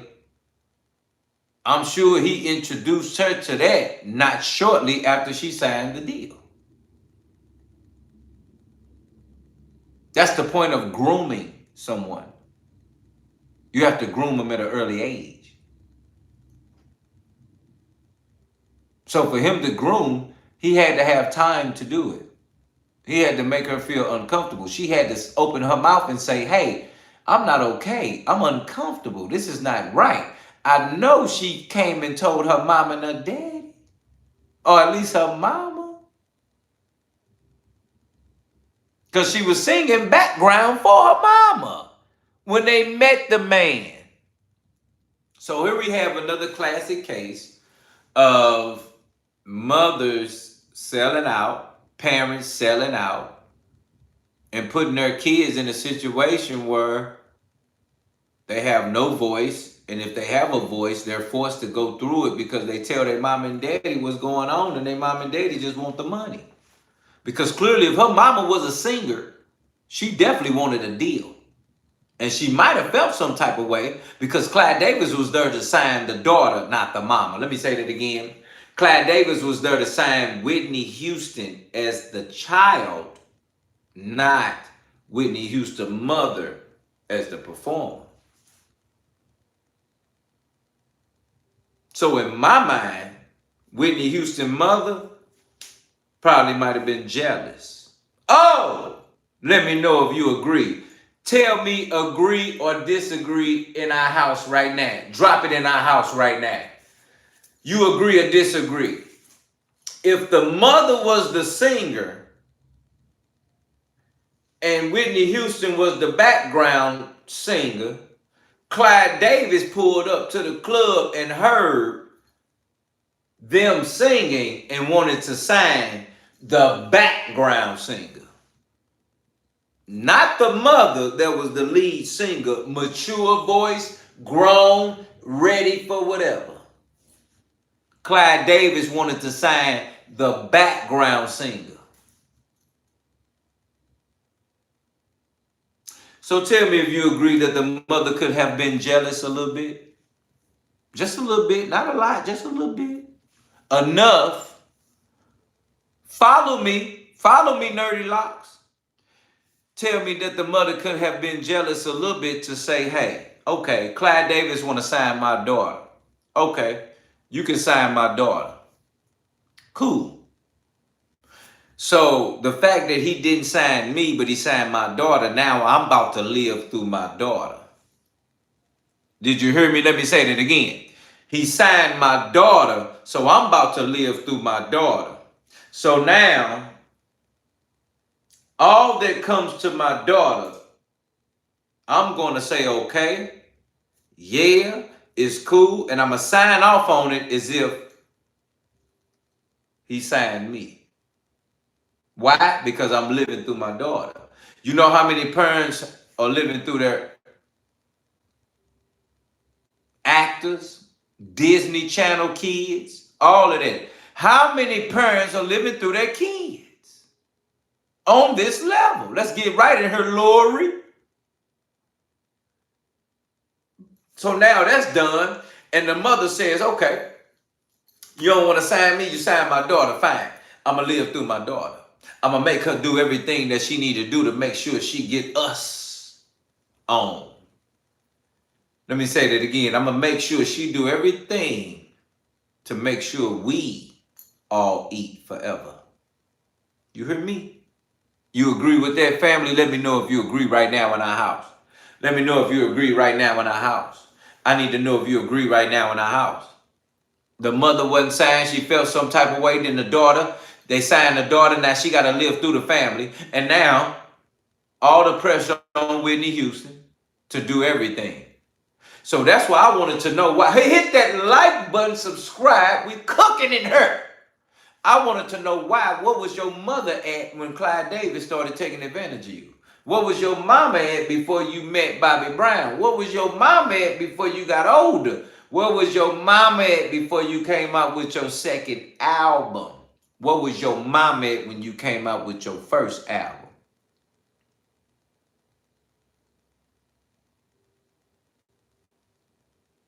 See, we could talk about everybody that cooked them, but these people allowed them to get cooked. Your mama, your daddy.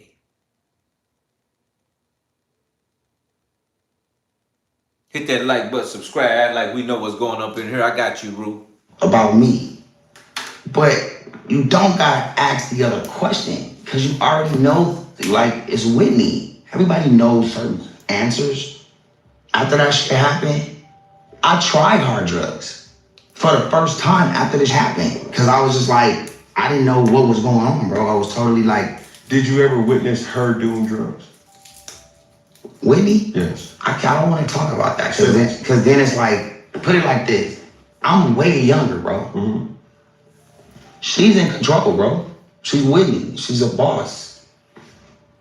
And so, to make me the big dog, I'm not the big dog, bro. I'm the little nigga, bro. I'm the little homie. But of course, as always, after Whitney passed away, just like every other musician and artist, her music and popularity resurged and her numbers skyrocketed, which means, once again, Clive Davis came out on the winning side of things. But that's not all. Many people have accused Clive Davis of actually being responsible for calling the drug dealers that showed up to Whitney's hotel that night to collect a 7-figure debt worth over $1.5 million that she owed due to her drug addiction. And many people also don't know that during the Diddy trial earlier this year, one of the drug dealers was allegedly named, and his name was Ray J. This prompted a couple of people attending the trial to speculate that the only logical conclusion would be that one of the drug dealers, that is, was Ray J, the R&B singer, which caused the heated back and forth online between Ray J and the accusers. Ray J was brought up in court today. They told Bonna, drug dealer Ray J, and she said, I don't know if that's his name. It sounds like that singer, but I don't think it's him. Yeah, when I heard that, as a matter of fact, I think everybody gasped when we gasped.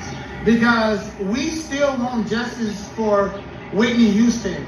Ray J was Whitney Houston's gay best friend selling her illegal substances. Let me tell you the realest thing that I found out, Ruth. And I'm gonna just sit this right here. I'm gonna just sit it right here, what I'm about to say. I'm gonna take it here and I'm gonna just sit it right here. Okay? CC in the building, you know your family. I'm gonna just take this and sit it right here, Ruth, real fast. Hear me right now.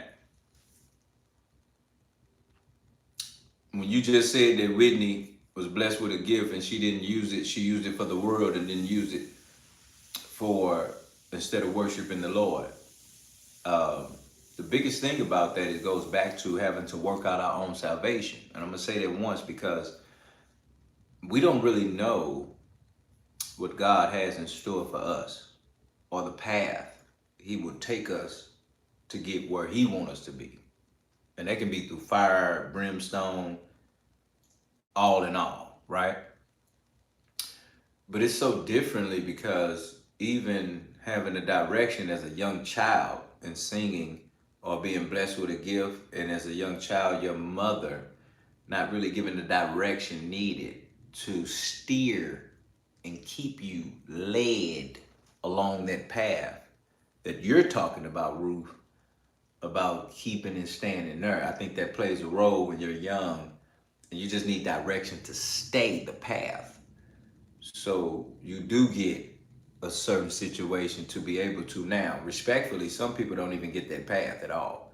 And then they find themselves having a gift, and that gift is given or that gift is used for something else.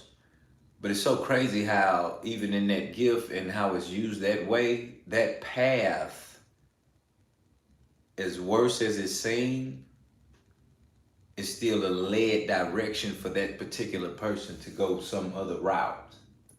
Just because they've been through some fire and brimstone for them to build and go this way. Now, I'm gonna tell you this, as us, as humans, as flesh, in these eyes, we would look at that and say, hey, you didn't use your gift for what you were supposed to use it for. But that's why we have these eyes. We don't have the eyes of the Lord. We don't have the eyes of working our own salvation. We don't have the eyes that he has when he looks at you and me and still spare your life or spare your soul. Because that conversation you're going to have with him that day is going to be you and him sparing your life and your soul. And whatever Whitney is going to have conversation that day that's going to spare her soul because of that gift that was given, and her not probably having that direction and knowing what was going on. It all can play a role because it looks like it was bad. It looks like you was doing this. It looks so terrible. But what I've learned is we all have sinned and come short of the glory of God. You hear me? And yet, these people are still going to heaven in the Lord's eyes because of the salvation that they worked out with him. And we don't even know what that is. But that's a reason why they say, work out your own salvation. That's the only reason that verse is in there. Because as ugly as minds look, and as ugly as what I've done in this world, and as ugly as that little word, that little message right there, just let me know salvation is still free. Woo! That little line right there let me know that salvation is still free. Because I got to work my own out. Whitney Houston, Bobby Brown, P. Diddy, Jay-Z, you, me, we gonna have to work out our own salvation.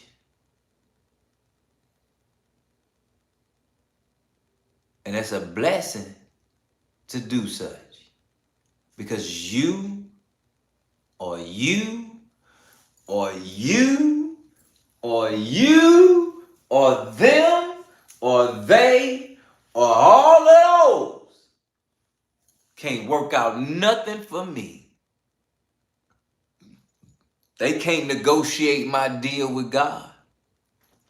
They can't put the plan together for me. They can't put nobody can do this but me.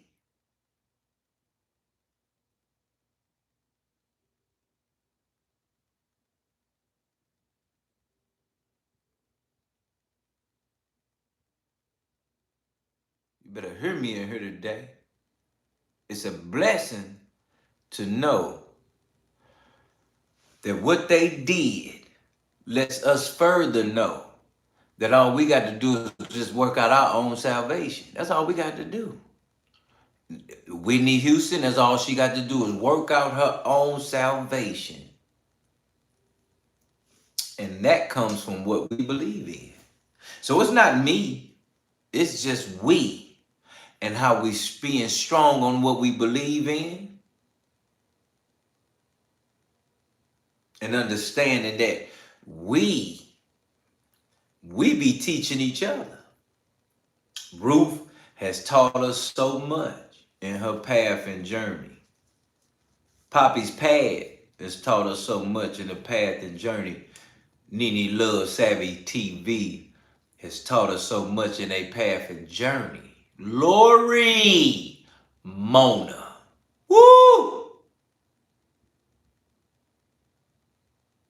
So much has been taught in a path and a journey. But it's a blessing when we don't know something and you all can enlighten me. As much as I bring it all, it's a blessing to enlighten me. But I always want my family to be enlightened and understanding that we all have our own salvation to work out and nobody can do it for us. You hear me? That's the good part. Can't nobody do it for us. Hit that like button, subscribe, and we cooking in here. We gonna keep going. This cooking don't come with no recipe book. You hear me? Hit it right now. It is alleged that he gave her a fatal cocktail because Clive Davis allegedly had an insurance policy on her. And obviously when these celebrities pass away, their music sell like crazy. And Whitney Houston was supposed to perform that night, and we know that her performance skills just went down the drain. So Ray J, the fans are watching you. I got you. Why did they say the drug dealer's name was Ray J? Do you think it's the same guy? She's trying to say it's not, but you thought it was. Absolutely, I believe it's Ray J, the singer. And if I had one wish, you need to come out the closet. That's what I wish. And I do believe it was that Ray J. What other person in Hollywood has the name Ray J? Nobody. It was him. You've been pushing the opioids and stuff over there in California. You got Whitney Houston unalive. Always family, you know we here. And he pushed we that leaving out. nobody behind. I'm willing to bet that Diddy didn't get cancer. It was Ray J. It also doesn't help Ray J's case when you consider the fact that shortly before Whitney's death, she will be seen on camera crashing in an interview with Clive Davis and the R&B artist Brandy, who is the sister of Ray J, and Whitney can be seen slipping Brandy a note that many people saw as Whitney's attempt to cry out for help and inform Brandy that Whitney's life was in danger, and possibly by one or two individuals that Brandy knew. And many people believe because Brandy actually knew about this and she was possibly even related to a person that played a role, she remained silent. I also would like to note that it appears from this clip that Whitney kissed Clive Davis on the lips, which is extremely uncomfortable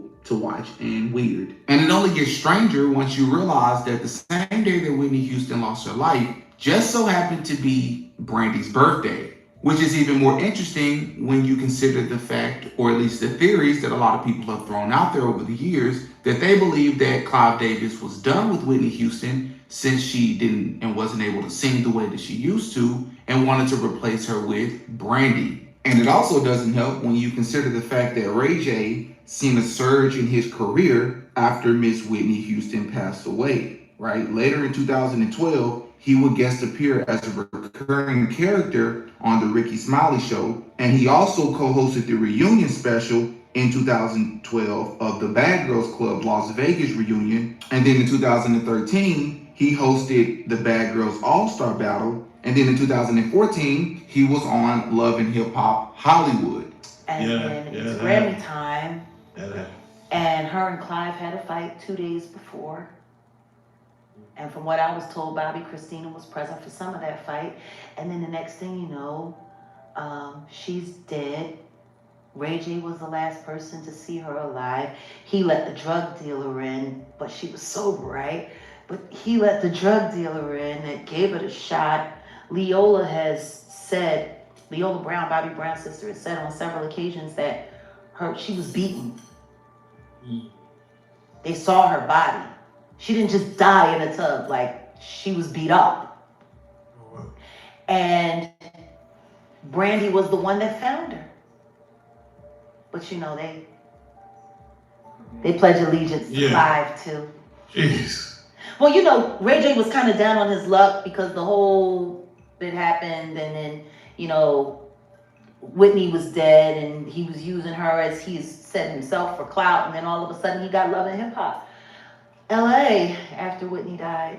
Despite this, Clive Davis has also been accused of having an attraction to many men in the industry, including those he signed. His rivalry with legendary artist Barry White, whom I believe is a Freemason as well, allegedly stemmed from Barry White refusing to sign to Clive Davis because Barry had heard about all the control and abuse allegedly taking place, so he decided to start his own record label. Clive Davis has also been accused of sabotaging and emotionally blackmailing Luther Vandross's career and health due to forcing him to keep his sexuality a secret because the music industry wasn't quote-unquote ready for an openly homosexual R&B singer. It is also noted in Clive Davis's memoir that we referenced earlier in the video that he had only 2 romantic relationships with a man, one in which is a doctor and the other that he refuses to name out of respect for him. However, he does note in the memoir that the person has attended award shows and many red carpet events along with him. This is actually interesting to a lot of folks because obviously this could apply to Diddy on multiple levels. Clive does a great job in his memoir of not even naming the profession of the person, which also adds to the speculation, as he knows that by simply listing him as a CEO or a rapper or a producer, then it could expose the person's identity. This speculation seems more possible when you learn that Clive has also been accused most notoriously of being the person that groomed P. Diddy back in 1994, which led to Diddy rising in the music industry so fast, but also into adopting predatory tactics that Diddy would later allegedly use on others as well. Rumor has it, allegedly, Diddy got on his knees for Clive Davis in 1994, and that's how Bad Boy Records came about. And that is where we're going to end this video and pick up in part 2, where we're going to talk about Clive and Diddy's relationship on a more personal level, on a more detailed level, talk about Clive's... Rumor has it, allegedly, this speculation seems more possible when you learn that Clive has also been accused most notoriously of being the person that groomed P. Diddy back in 1994, which led to Diddy rising in the music industry so fast, but also into adopting predatory tactics that Diddy would later allegedly use on others as well. Rumor has it, allegedly, Diddy got on his knees for Clive Davis in 1994, and that's how Bad Boy Records came about. And that is where we're going to end this video and pick up in part 2, where we're going to talk about Clive and Diddy's relationship on a more personal level, on a more detailed level, talk about Clive's influence and how it showed in Diddy's behaviors and accusations, along better explaining the allegations that Diddy has been facing over the past few decades. Right, so then when we think about it, this is a big thing right here. Even in the court case, when they talked about that Diddy was saying that when Cassie and Diddy would have these sex parties with these males, escorts, for Cassie to have sex with, right? They said Diddy would be in the corner, sitting in the seat, watching. And the male escorts in these interviews on YouTube, you can look them up, repeatedly spoke about Diddy saying out of his mouth, "Yeah, daddy, I like that. I like how you was getting her. Keep going. What's up with that?" As if he's interested in the male. Now, at the age of certain people and men at the age of whatever, they're saying they would watch their wife have sex with other people or things in that nature. That being the case, that's what that sounds like. But the difference, those men was not being heard that they was trying to talk to the male escorts or the males that was having sex with their wives or girlfriends. Diddy was literally pressing these male escorts while and after they was engaging in sexual intercourse with Cassie. Like he was pressing them about it. So clearly that tells me that if Diddy was interested in men at that level, why didn't he just come out and say that so he wouldn't have been in what he was in? And even more so, him being interested in men so much and so many rumors coming out in my world, in my community, with this skin color, oh no, all it takes is one time we hear something about you, partner, we believe it. Let alone we heard 1,000 times. So people like Tyler Perry, Tyler, you're done. We know about you.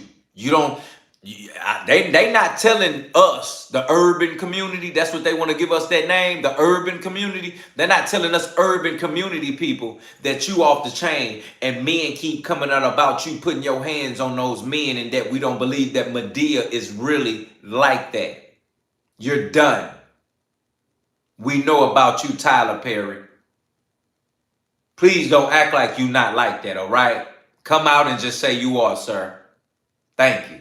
Diddy, you're done, Diddy. If anything, you should have just opened up your mouth and said you like men and came out and been on that. But yet we have to hear 1,000 rumors. You got to get all the way locked up, embarrassed, humiliated, and still at the end of the day, we still believe it and know it at this point. And yet, Clive Davis, with all of that, right. So at this point, there's nothing about us thinking or we guessing. No. 1,000 rumors about Jay-Z with men. You're done. Rapper, Black Album, whatever we thought was nice, the Dynasty, your bars, you're done.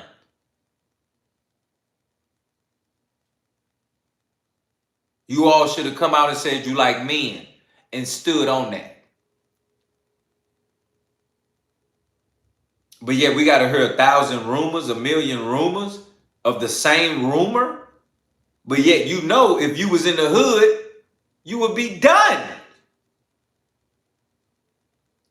One time in the hood. One time to hear you talking to police in the hood. One time to hear something about you. One time in the hood.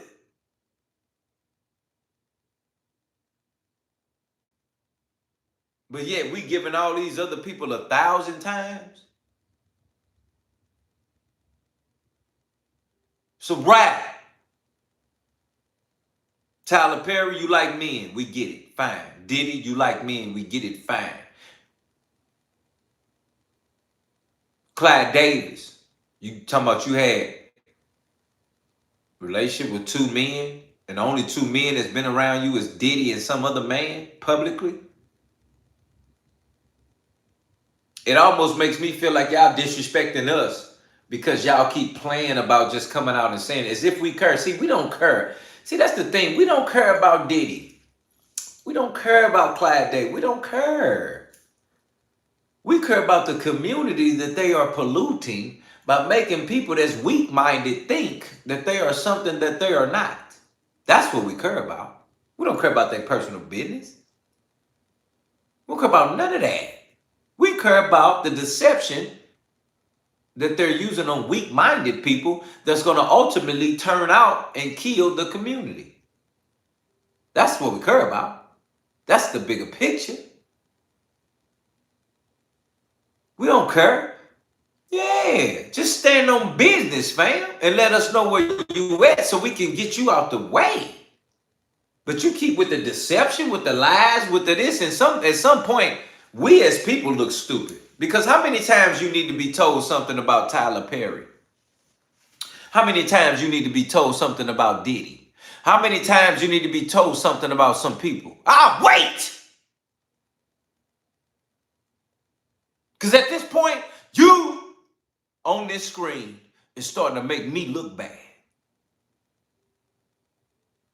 You on this screen is starting to make my people look bad.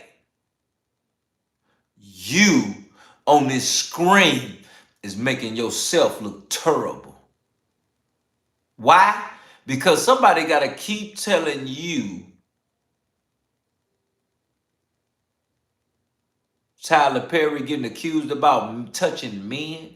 Somebody got to keep telling you Diddy being accused for raping women. R-A-P-I-N-G. People got to keep telling you this about these people for you to believe them. You must be out your rabbit mind. Got to keep telling you this. And it's because of you about why they keep telling us what they telling us. Because you got to keep being told the same thing to be believed. If you stand on business and let them know, don't play with me, man. We ain't got to keep hearing nothing about no Tyler Perry. We ain't got to keep hearing nothing about no Diddy. We ain't got to keep hearing nothing about all these ducks. We know they ducks. But the fact that you, the listener, you right now, you keep acting like it's always something new under the sun. You need to start responding. You need to start saying something. You need to stop supporting them. You need to start telling somebody, get on with that. Because we know what's really real. Please do not be out here like these people that come from Little House on the Prairie that don't believe what's going on right now. This has happened blatant, blunt, and direct in our face. Do not act like you don't know what's going on right now. Do not be one of these people that got to keep being told about Diddy. If we got to keep telling you about these people, you need to leave. I'm sorry, you need to leave. You need to leave. If you've been here day one and you've been told about these people and you know this whole criteria and rap sheet on all these people, you need to leave right now. I don't even care about what you own. I don't even care. I'm going to be honest. I don't even care. Leave. Because yet you still debate when yet you've been taught day one what's going on. How many times have you heard a duck? How many times have you known these are ducks and you continue to be sold on their ducketry, on their quacketry? I'm creating words in here, follow me. How many times have you known these are ducks and been sold on their quacketry?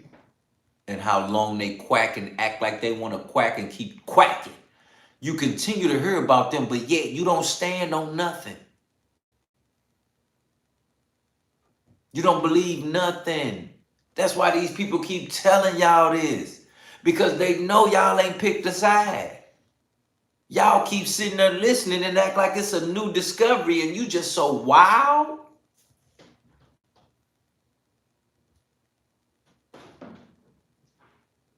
If you start picking a side, they might stop coming with the stupidness. Because they're going to start realizing, no, we can't keep telling them people that. Oh, thank you, Lord. We can't keep telling them people that. They picked a side. They know what's going on now. That's the problem, is too many of y'all ain't picked a side yet. You see the starting point, you see it play out, and you still ain't picked a side. Let me say that again. Somebody hear me in here. I know somebody hear me in here. You see the starting point of it, you see it play out, and you still ain't picked a side.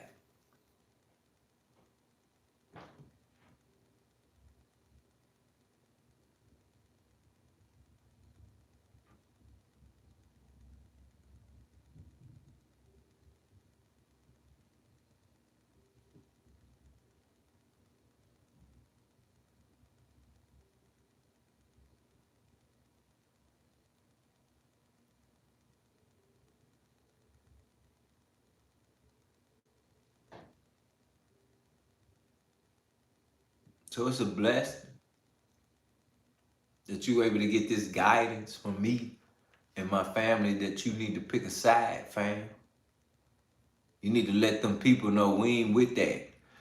We don't want to keep hearing y'all tell us anything.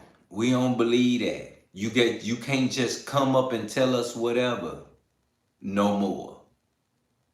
See, when they start hearing that, they gonna stop telling us whatever. It's gonna get really real. You might start seeing chaos, anarchy, riots. You're going to start seeing something for real. That's the problem. People ain't ready for it. See, you ain't ready to stand on business because you ain't ready for the attack, for the war. You're not ready. That's why you're not standing on business. That's why you ain't saying nothing. That's why you ain't speaking up like your boy Dilla T. You ain't saying, you ain't doing nothing. That's why these people can keep telling us whatever they want to tell us. Because they know you ain't going to stop nothing. Or you ain't going to stand up for nothing. But see, they come against people like me. Yeah, they come against me. Yeah, they come against what I'm doing here with my fam. Make it hard for my people to pull up on me. You know, think about this and that, all this extra curriculum. Yeah, I see, that's what I'm doing. Yeah, this is me. This is what I'm doing. Dilla T. Yeah, me. Trying to train you on what to do. But that's what I'm doing. And whether you hear or not, I'm going to keep doing it, fam. You understand me? Hit that like button, subscribe, double tap that screen. I don't care what you're talking about. All right, what you're about to watch is an excerpt from my most recent documentary entitled Exposing Clive Davis, the Evil Monster and Groomer Behind Diddy Part 1. And if you would better like to understand who is behind and who controls the music industry, but not only that, there are ties to crime families and politicians and blackmail, and the list goes on, I would highly suggest that you go and watch that documentary in full. I would also recommend that you all go and check out an interview that I conducted about 4 or 5 days ago with the John Doe who is now suing P. Diddy, as he alleges for the first time on my show, the very things that P. Diddy allegedly did to him many years ago. Now, without further ado, just hit that like button on your way in if you don't mind, so that this video can reach more people like yourself. Now, here's the clip. Oh yeah, Diddy got a podcast. And in 1983, while in a small New York club called Sweetwater's, Clive Davis would hear a backup artist singing with her mother that would blow him away. He was instantly inspired to sign her. This person turned out to go by the name of Whitney Houston. This would then lead to him signing her, shaping her image, and connecting her with top producers in the industry. Then he introduced Whitney to the mainstream world by bringing her to the Merv Griffin national television show on June 23, 1983, as she sang beautifully over a white and black checkerboard flooring in between two twin pillars. Just 2 years later, in 1985, her debut album would drop, self-entitled Whitney Houston, and she would follow up with an album titled Whitney in 1987, which made her a global superstar. Clive and Whitney would go on to produce 11 #1 albums in a row between 1985 and 1998. During that legendary run, Whitney Houston would meet and marry Bobby Brown, who I believe was under the programming, by the way, in 1992. And this is really when the drug use heavily increased, reportedly cocaine and marijuana being the drugs of choice. This just so happened to be the same year she starred in her biggest film, The Bodyguard, with the hit song I Will Always Love You, which is a film many people don't know Clive Davis also helped produce. So the rumors of him controlling every facet of his artist's image and career seem more and more credible the more we look into these artists' careers. Which is a rumor, by the way, Clive actually addressed once, being quoted stating, "I wouldn't use the word control. If the artist writes, you wait until the album is delivered," someone like Alicia Keys. But when an artist does not write, an Aretha Franklin, a Whitney Houston, or a Dionne Warwick, they asked me to produce their album, to be the one going to all the writers and publishers, sifting through all the material for them. So there you're collaborating in a more personalized manner. So I don't know why you're using the word quote-unquote control. However, by 1997, Whitney's career in life really began to decelerate at a rapid pace. She began missing quite a few shows, canceling tours, and her behavior became more and more erratic. By 2003, her problems became public as she began missing interviews and having erratic moments on camera. Reports claimed that Clive Davis was offering to help Whitney, trying to get her to go to rehab, pay for treatments, and encourage her. But many people argue that he only did this because he needed to use and exploit her to make more money.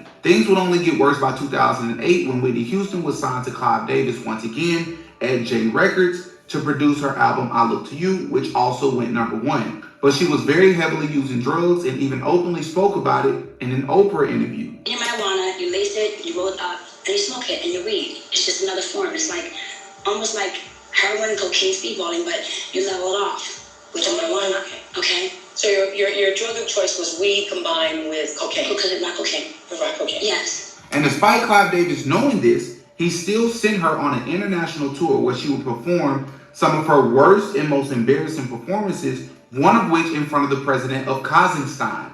Former music industry singer Jaguar Wright even shares the details as well. He was the one trying to bring her back, though, at the time of prior to her death, right? But he needed her back. Oh, yeah. He needed her back. But he needed her back and under his control. You want to know what fucking Clive Davis did for Whitney Houston while he was busy trying to bring her back? See, people forget, before she came to the United States, he sent her on an international tour. And she went out on tour and she was still getting high at the time. You know, let's see. What happens if I put in Whitney Houston, Kazakhstan? That's where she went? She was down in Kazakhstan? Oh, man. This was not long before she passed away. I think I know. She only did 4 songs. Yeah, I think I know. I think I remember The Voice. I remember you with The Voice. I know you're about to go with this. I think I remember this. Not just The Voice. Just everything. The whole show. Ouch. Straight to the Yeah, I see that. It's definitely... It'll make you cry if you really love music and if you really love Whitney Houston. It is even said that Clive Davis and Whitney Houston had a nasty fight just 2 days prior to her untimely demise. But let's talk about her untimely demise. Because on that day, February 11, 2012, or another way to think about that date is 02/12/2012, Whitney Houston would allegedly pass away due to drowning in extremely hot Hit that like bath button, water. subscribe, double tap that screen. We cooking. Cocaine use deemed as contributing factors according to the coroner office's autopsy report. Hi, how you doing? This is security from Beverly Hilton. Hi, what's going on? I need a paramedic. Apparently got a 46-year-old female found in the bathroom. That's all I've got right now, but they're requesting paramedics. Okay, so you found the bathroom. What room is she in? I'm not sure she fell or she was in the bathroom with the water. 434? I'm sorry. That's room 434? Yes. Okay, and there's not east, west, or anything else? There's room 434? Yeah. Okay, and you don't know if she's constantly breathing at all? Apparently she wasn't breathing and she's 26-year-old. She was not breathing? Yes. Okay, but she is breathing now? I don't know. However, it was also reported by a private investigator that her body was actually badly beaten, which is inconsistent with the quote-unquote accident narrative. This private investigator also reported that he had evidence to suggest that there were 2 drug dealers that killed Whitney Houston. On this day, she was found unconscious at 3:55 p.m. in suite number 434, submerged in a bathtub at the Beverly Hilton Hotel, which just so happened to coincide with the 2012 Grammy Awards, which took place the same exact day. In fact, the pre-Grammy party, hosted by none other than Clive Davis, continued as scheduled, despite everyone in attendance, including Clive, knowing that Whitney's deceased body was laying just above them as they partied. She was doing 2 numbers in her mother's eye. So I went in, and the first song she sang, I knew. Just a revelation. So she lit up your life. She lit up my life. She lit up the room.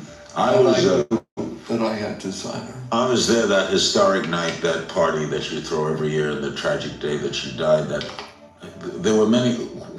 Why did you let the party go on? Of course, this is a personal thing, but the Grammys for the next night. You don't cancel. You turn an evening into a tribute. You did a magnificent evening. Into... Did you give a thought to canceling? Never. You never thought? Never. Did you ever think... I know the family did not want me to give a thought to cancel.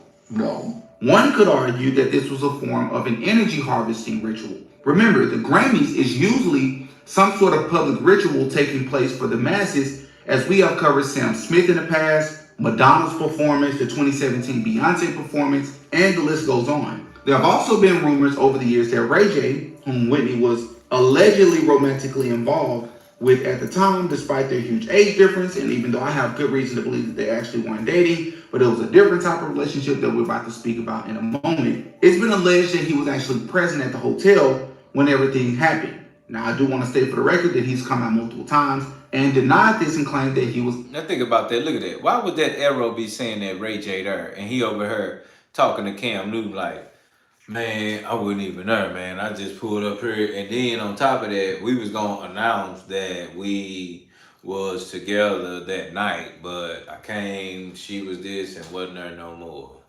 Boy, that's just lying. Because ain't nobody reacting like for somebody that you dealt with like that, have feelings for, and you was crying about. You don't react like that unless you worried about, see, Ray J is worried about something more than caring about what happened to Whitney. Let me say that again. He is more scared and threatened by than worried of her losing her life in that situation. So that's it on that when it comes to Ray J and his position in that and what he played a role in, and the fact that him and Brandy were the accomplices in that situation, period. Yeah, they've been around, gonna be around, been around. But it's just funny how it's a Ray J and a Brandy, and I'm like, who is Ray J and Brandy to the music industry? Two ants? Two bugs? I'm like, yeah, y'all was Moesha and whoever he was. But I'm like, what is worth that to say that Brandy and AJ still should be living? That they still should be around? That she should be here? The fact that Whitney leaving, Brandy would never be able to replace Whitney Houston. Let me say that again. That's the problem with the music industry. You come across these icon voices, and then you come across these little bitty voices, and they think they can hang with these icon voices, and then they mad when they can't. So they want to get them out the way. Or even when the icon voice is over with, they try to still be that. She handed her that note because she like, hey, your brothers and your fam upstairs just beat me up and threw me in a tub full of water. And see, what we didn't see, think about this, family. Come close. Come here. Come here. Think about this right quick. Nikki, we never seen Whitney Houston face when she came downstairs and talked to Clive and handed Brandy that note and hugged Monica and kissed Clive. We never seen her face. There is not a piece of footage anywhere showing her face when she came downstairs and went right over there and talked to them. You understand? The ritualistic part about what I seen from that was she's beat up and supposedly drowned, but yet you about to get drowned, and then all of a sudden you're drowned again. See, you got to understand what happened, fam. They said that she was in a situation, because you know when she came downstairs and talked to Brandy, Clyde Davis, and Monica, she was wet. And you didn't see her face because her face was turned around to them.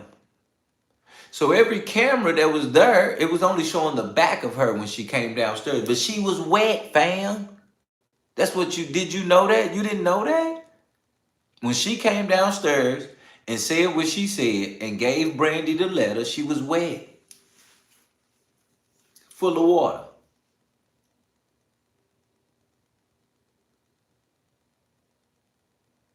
So let's make sense right quick.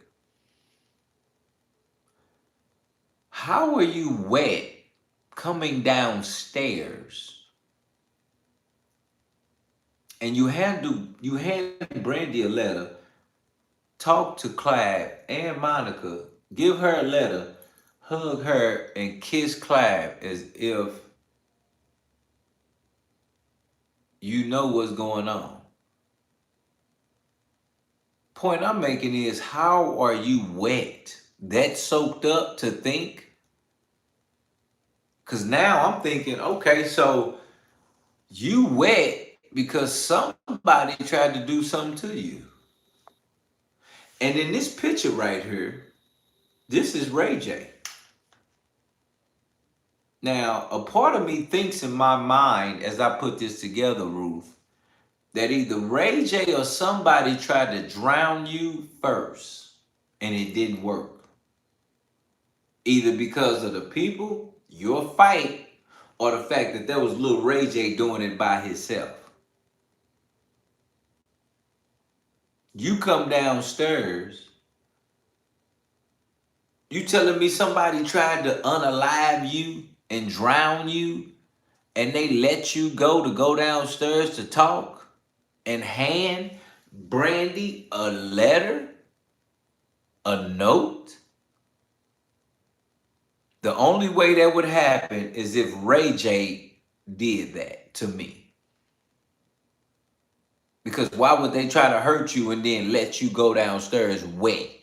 They'll try to drown, and then just give up and say, hey, go downstairs and check in with Clive and come back so we can finish the job. Come on, fam. Get real in here.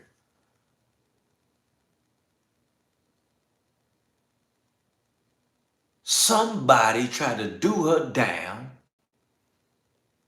and let her go.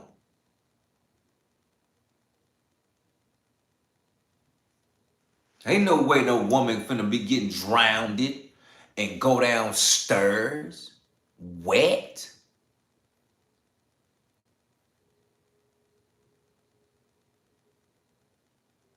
She had to be let go.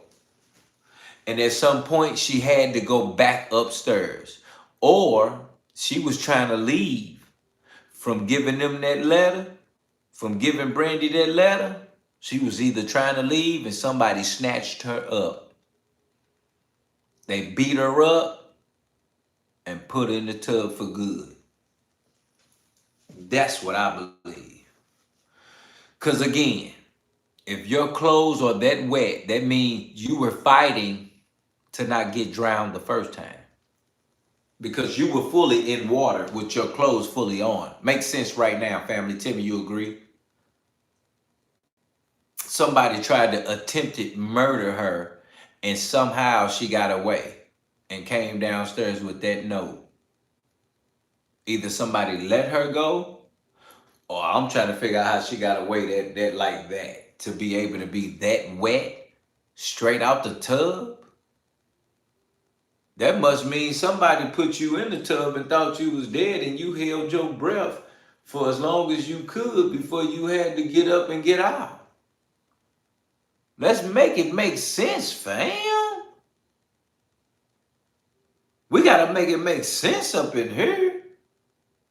If Whitney Houston came downstairs fully wet with clothes on and handed Brandy a note and embracing Clyde, embracing Monica like nothing happened, but you fully wet, that means somebody put you in some water, fam, and you fought your way out, or somebody let you go so you can come downstairs and talk your piece. Period. There's no other way around that. Because other than that, somebody had to spray you with a water hose while you just stand there and get shot up with water. And we know that ain't happening in no Beverly Hills hotel. This a hotel, fam. Yeah, somebody tried to do something the first time and they let her go, or she got away. Able enough to write a letter and tell, why would she give that letter to Brandy? That's how you know Ray J got something to do with that, because she gave it to Brandy on Brandy's birthday. Think about that. You think she finna write happy birthday on the note? No. Brandy right there, she might have came downstairs and said, happy birthday, mommy. What's up, Clive? What you doing? Monica, it's great to see you. You know how Whitney talk. She could talk to 3 people at one time. Just like she was talking to the public at one time. Hey, baby, how you doing? I always see you. How you do? It's good to see you. What we doing? You ready to do that album? Listen, I need you to make sure that you're good because I got an album, Dear's Crying. I still got a verse for you, but I'm just waiting on your people to email me back. Let me know. That's how she was. She can talk to 3 at once. She can speak. And I know people, man, when I see how they coming. That was her. The only thing we didn't see was her face. If it was swole, beat up, or anything. Because I'm telling you, all we know is that her whole body was wet.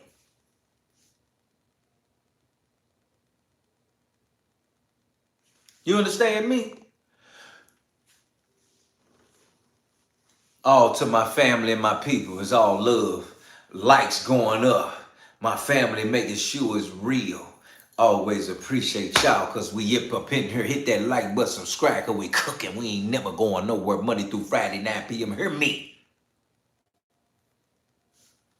You understand? Hear me now.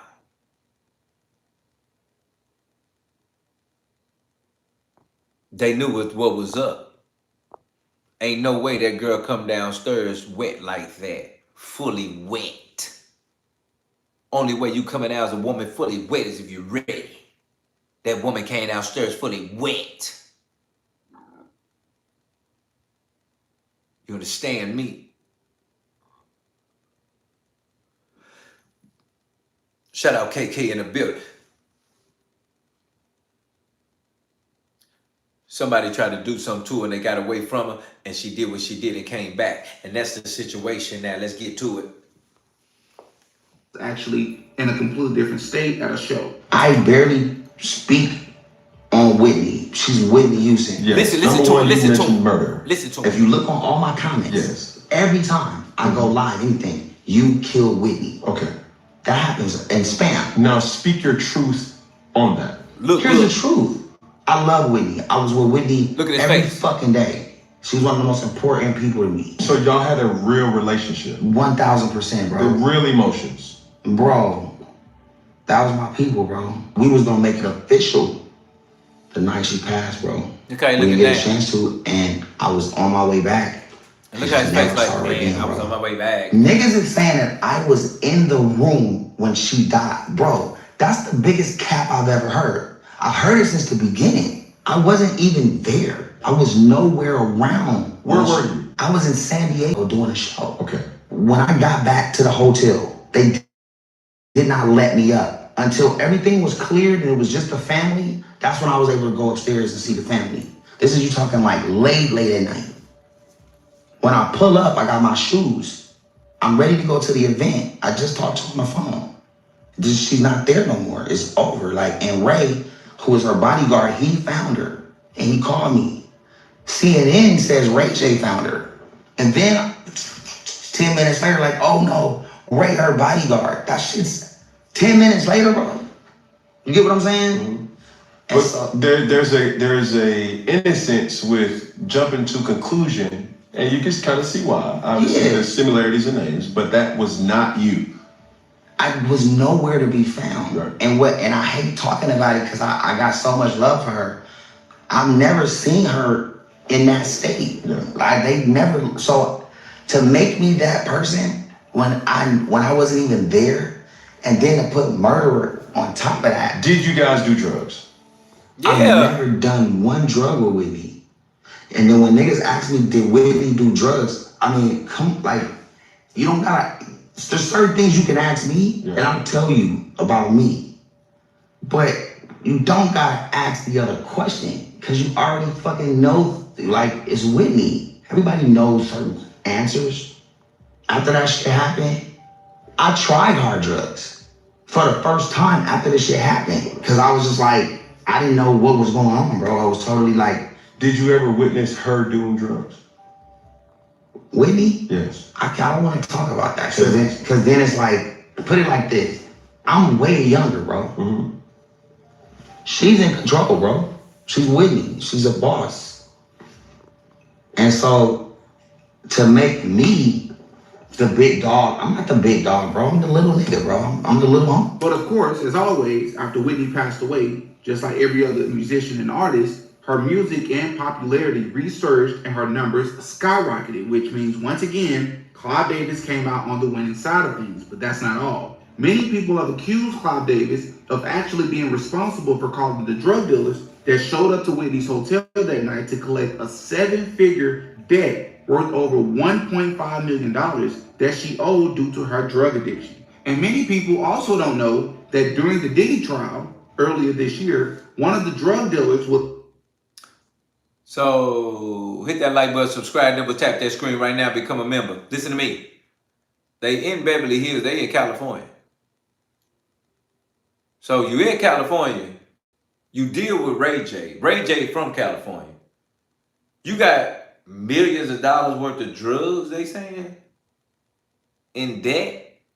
So that would make sense that if Ray J is living in California and you pass away in California, and your debt is paid to drug dealers that pull up to that same hotel to collect $7 million in debt of drugs in California?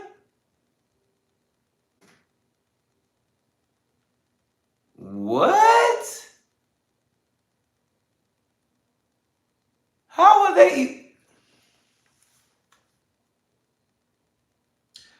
would they even get access? How many people are passing away? And if they owe a drug dealer in the world, that drug dealer is getting paid. Let alone $7 million at the same hotel, the same day, the same night you pass away. Do you hear this? Bamboozled, hoodwinked. This is catastrophic lies.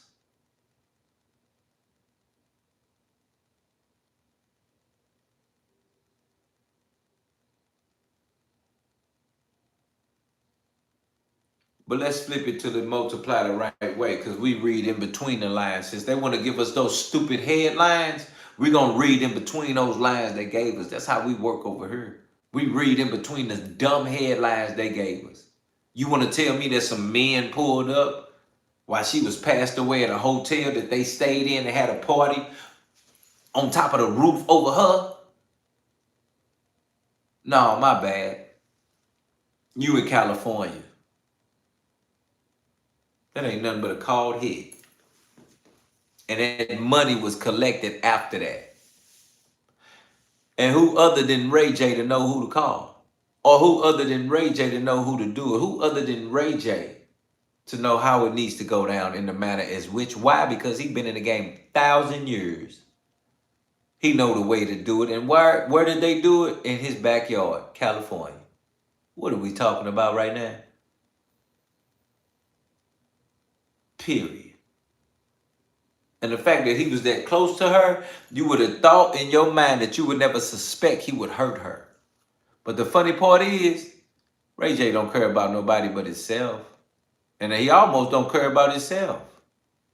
How bad he out here acting, talking crazy, talking all that GAY, talking all that man on man to Casanet and all of those streamer guys trying to take showers with men and acting like it's okay. Talking about he hearing Casanet and them taking showers and he hit they line like, I want to take showers with y'all. No, that ain't coming from Ray J. That's coming from the powers that be. That's coming from the elite. That's coming from the people he worked for. That's telling him, I don't care what you doing. Make sure that you make your way into Casanet house. Make sure you get there. Make sure you're there. Become friends with them. Be that so you can change them too. Ray J down for the cause. Been for the cause. He go either way for the cause. And when you got people like Amber Rose speaking for him, she should get no respect herself. Even though she look nice, it don't matter. You stupid. Talking about Ray J got a heart. Ray J ain't got no heart. That boy is down for the elite and gonna do whatever they want him to do. He's been ran through. You understand me? He has been ran through. And whether that's his early days or his days now, everything he's doing is to stay relevant in the world. Oh, let me say that again for the people in the back. Everything Ray J has done and doing is to stay relevant in the world. Because think about it, Ray J would not matter at all on earth.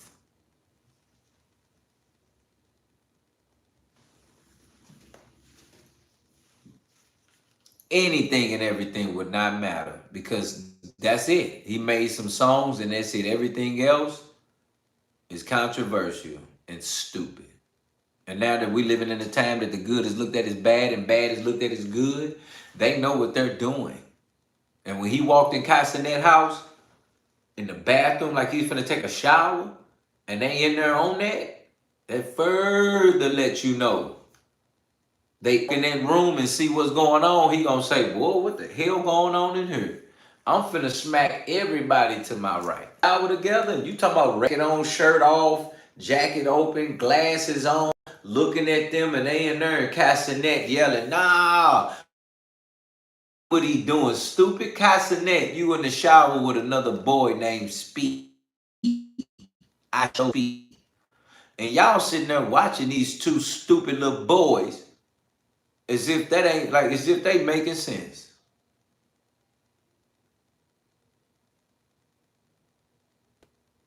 Kai? Been with it. Own it. Sad that your kids follow him. And you grown people do too. Kai been with it, gonna be with it. Been on it. Point I'm making is, Ray J know what he did with Whitney Houston. And he can never leave that.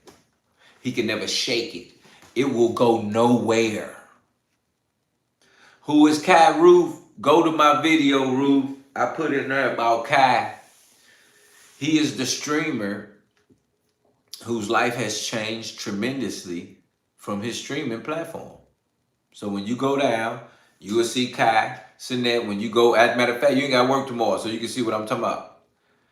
Go to the channel, mommy, and once you see the channel, you will see it say Kai Sinet, and check it out. And I'm trying to tell you who he is and what he's doing and how he's introducing this evil to the masses, to the kids across the world, because he done had LeBron James cut his hair. He had dreads. He had LeBron James cut his hair. Ritual. Yeah, young dark skin with the dreads, Kai Sinet. Yeah, that's him. Point I'm making is, he know what he's doing, and the way he's doing, he's trying to play both sides in a certain way. And that's different. If you ain't riding with God, that's fine, but you ain't got to ride with the devil, even though you ain't riding with God. If you ain't gonna ride with God, that's fine, but you ain't got to tell people go over here. If you choose not to ride with God, you ain't got to tell nobody else don't. Just you not doing it. That's it. Just keep it to yourself. But when you start telling people, other people don't do it and all this, and see, that's when things get different. And then when you're independent as an artist with music, you make your own music and do your own thing. But it's different when you start telling people don't rock with God or don't do this and do that and the way this. No, my music reflects how I live. My music reflects how I live. What I've been through, what I've done, the way I live, the way I think, the way I got to go about stuff, my words and way I put that thing together, it matters. Yeah. But it's different when you start telling people, you know, start worshiping this and do all this and do all this extra curriculum. No, that's what? Wait a minute. We ain't doing that. I can believe in music. I can love to put words together. But I can also know where I come from, who created me, and what I believe in. It's a difference. It's a difference. The music I make don't reflect who I believe in because I know who I believe in, but the music I make reflects our living. And because of our living, we got to be real on how we was raised and the living we have now. So it's a difference.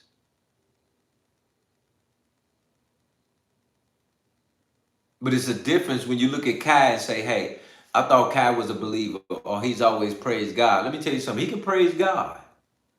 He can be a believer as well.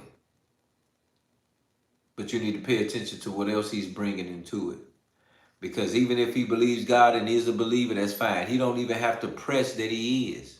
Or even if he is pressing that, that's fine. But when he start bringing other stuff into it, like demonic things, or he's talking about like Mario came on there and he had a whole, some type of witch wand of rubies and all of this extracurricular stuff that you can cast spells and believe in something, and they're trying to talk to him a certain way to believe into it. But the point I'm making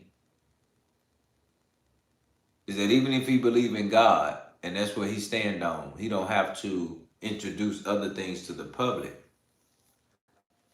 If he don't believe in God, he don't have to still lead the public to deception. Hear me right now when I say this. Let me say it again. Even if you don't believe in God, that don't mean you have to lead the public to deception. All music has messages. That don't mean it has to have a bad one. You can make music and believe in God and still put out a message that says, hey, this is how life going. This is how you should live. This is what we doing. Learn from it. Get better tomorrow. It's a way to convey that in music. It's a way to say that in a message through the music. So when we talking about a message like Kai Sinet, no music, just talking, it's easier for him to just tell you what's going on because they not doing nothing but what they do every day. See, these streamers is getting paid to just do nothing. But what they do every day, they just press record. And if they get ramen noodles, use the bathroom, go play basketball, smoke, breathe, sit down, start playing again, start doing a game, talk to a chick, go on a date, it's all on stream and live. So they're not doing anything special.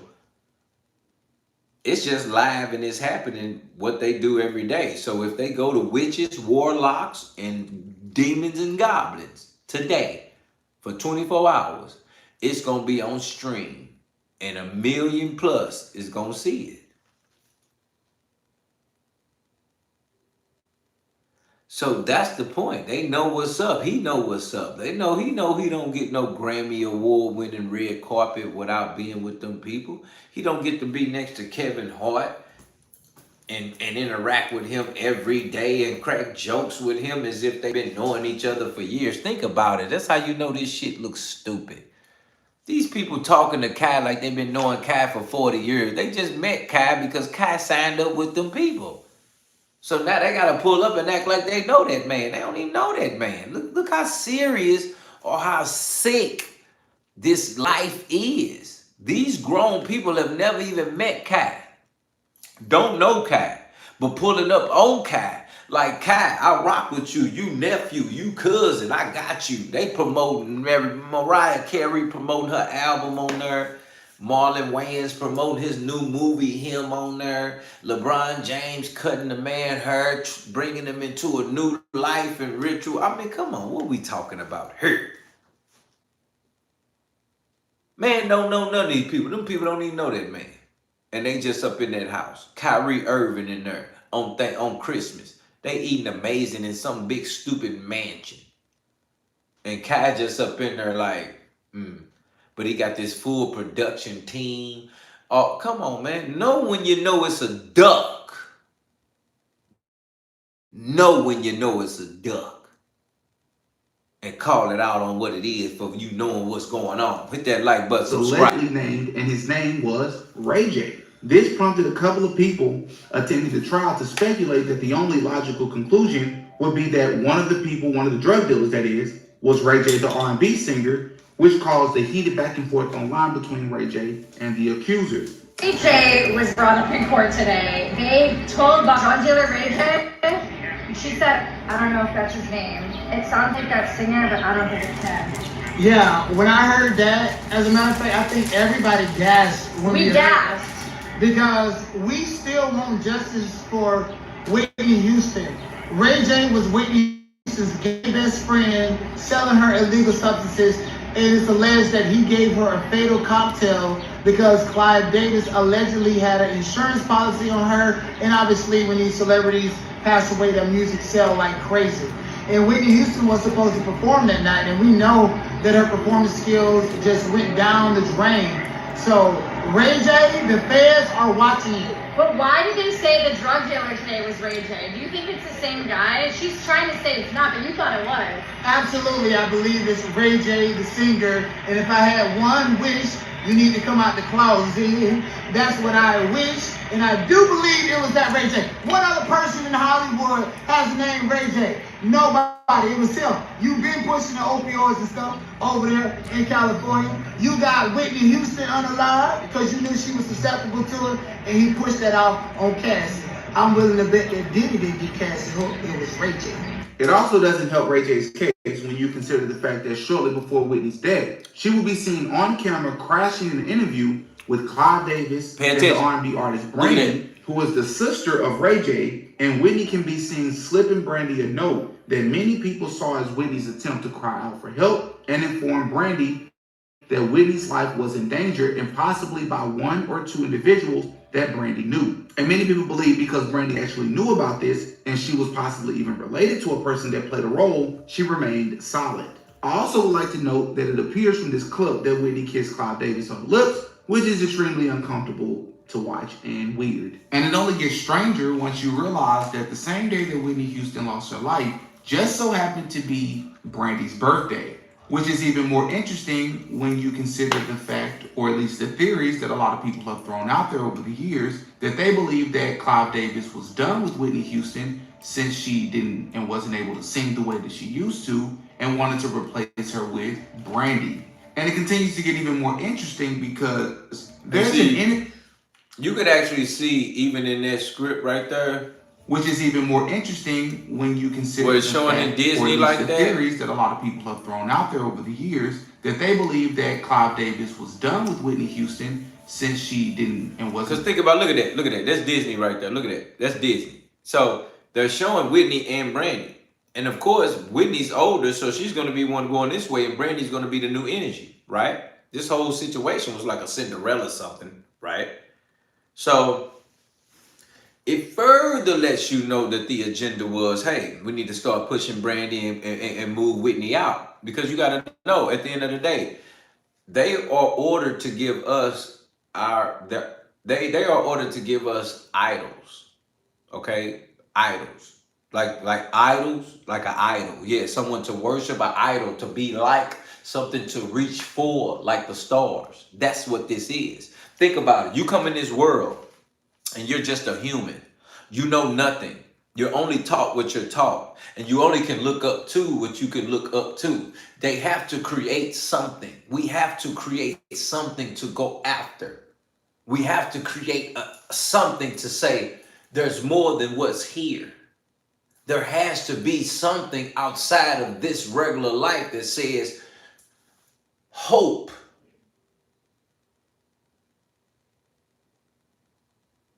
So when we're talking about that, they know to give us hope is strong as death. Hope is as strong.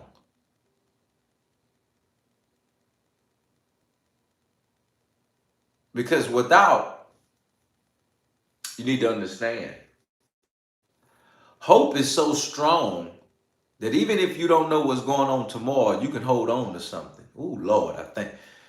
Let me say that again for the people that didn't get it. Hope is so strong that you have something to hold on to when you have nothing else. Even if you don't know what's going on tomorrow, that's how strong hope is. You can hold on to it and don't even know what's going on tomorrow. But as long as you got that, that's how strong it is. That it will just keep you in a safe haven. So you got to understand how strong this influence and world is going on. That they can sell you hope and know that it is as strong as faith almost. Woo! Faith and hope. You need to know the difference. Faith is the substance of things hoped for, the evidence of them not shown. Let me say that again for somebody that ain't lost or ain't reached their destiny.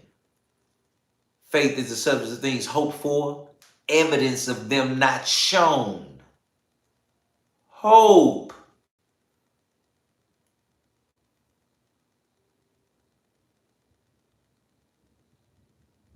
The evidence not shown. You see how faith is the substance of things hoped for, but is the evidence is not shown. Hope is just not shown. This is a reason why you need to hit that like button and subscribe right now and become a member. You feel me? You understand what's going on here. There's a difference between faith and hope. And as you live in this world, they will continue to confuse you on both. But you need to know how strong the powers of both are. Because see, when you believe in God, when you believe faith, faith is what keeps you believing in God. Faith is why you become saved. Faith is why we believe his word is true and the most living God. Faith is all you need as a mustard seed and to move mountains. See, you can't result faith with hope. Hope is so empty. Faith is so full.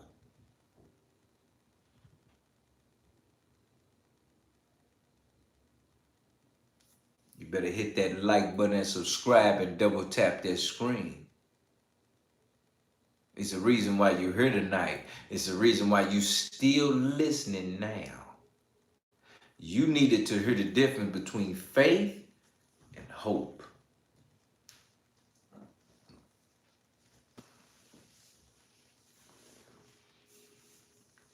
And as long as the author of confusion can confuse you, that's why you got to stand for something.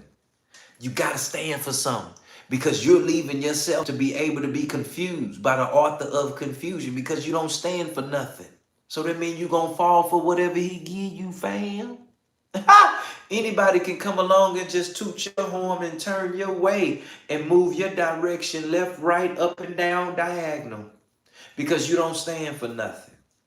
So when they come with anything, when they come with something, you're going to fall for anything. The fact that you don't stand for nothing, when they come with something, you're going to fall for anything they say.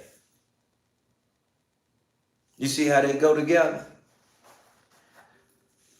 You see how they go together? You understand me now? About why you need? Huh?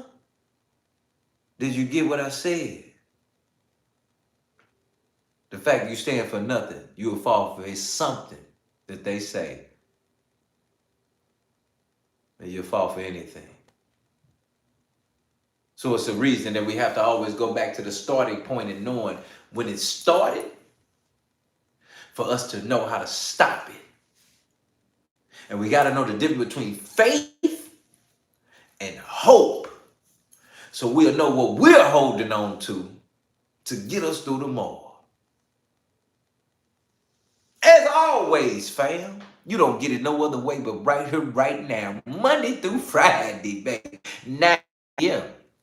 with your boy Dilla T and my family here at No Filters. It's always a blessing to be here with you all. It's always a time with you all. It's always an enjoyment with you all, and encouragement. I don't care what we're going through. I don't care what you're going through today, tomorrow. The fact that we are able to come here at 9 p.m.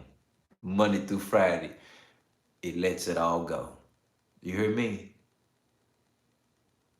As always, fam, I truly appreciate you all taking your time riding with me all the way to 11:55 on my time. You hear me? Because that's what it takes. Somebody got to have this, need this. Somebody needs this. Somebody wants this. Somebody yearns for it. Somebody don't even know. But somebody here is here to tell them. You hear me? As always, I truly, truly, truly appreciate you. Denny Hill, I see you, bro, coming in at this time. We lapping it up, but I appreciate you, family. You know it. You always have a chance to go back, hit the play button, play it back. Know what the level is and the message for my family tonight to make sure we good for tomorrow. We always got to stay here to know that we ain't here for no headline. We here to read in between the line. And we know that we here to inform, understand, and be aware that if it walk like a duck, quack like a duck, it's a duck, Lord. And we ain't playing with them. We gonna call them out on the quacks there is and there of. You hear me, fam? As always, I appreciate y'all, man. You hear me? Looking forward to you all tomorrow evening. As always, is love. You all have truly a good evening, a good night, and be safe. You know it's love. I got y'all. Tomorrow, 9 p.m. Have a good evening, fam. Love y'all. Good night.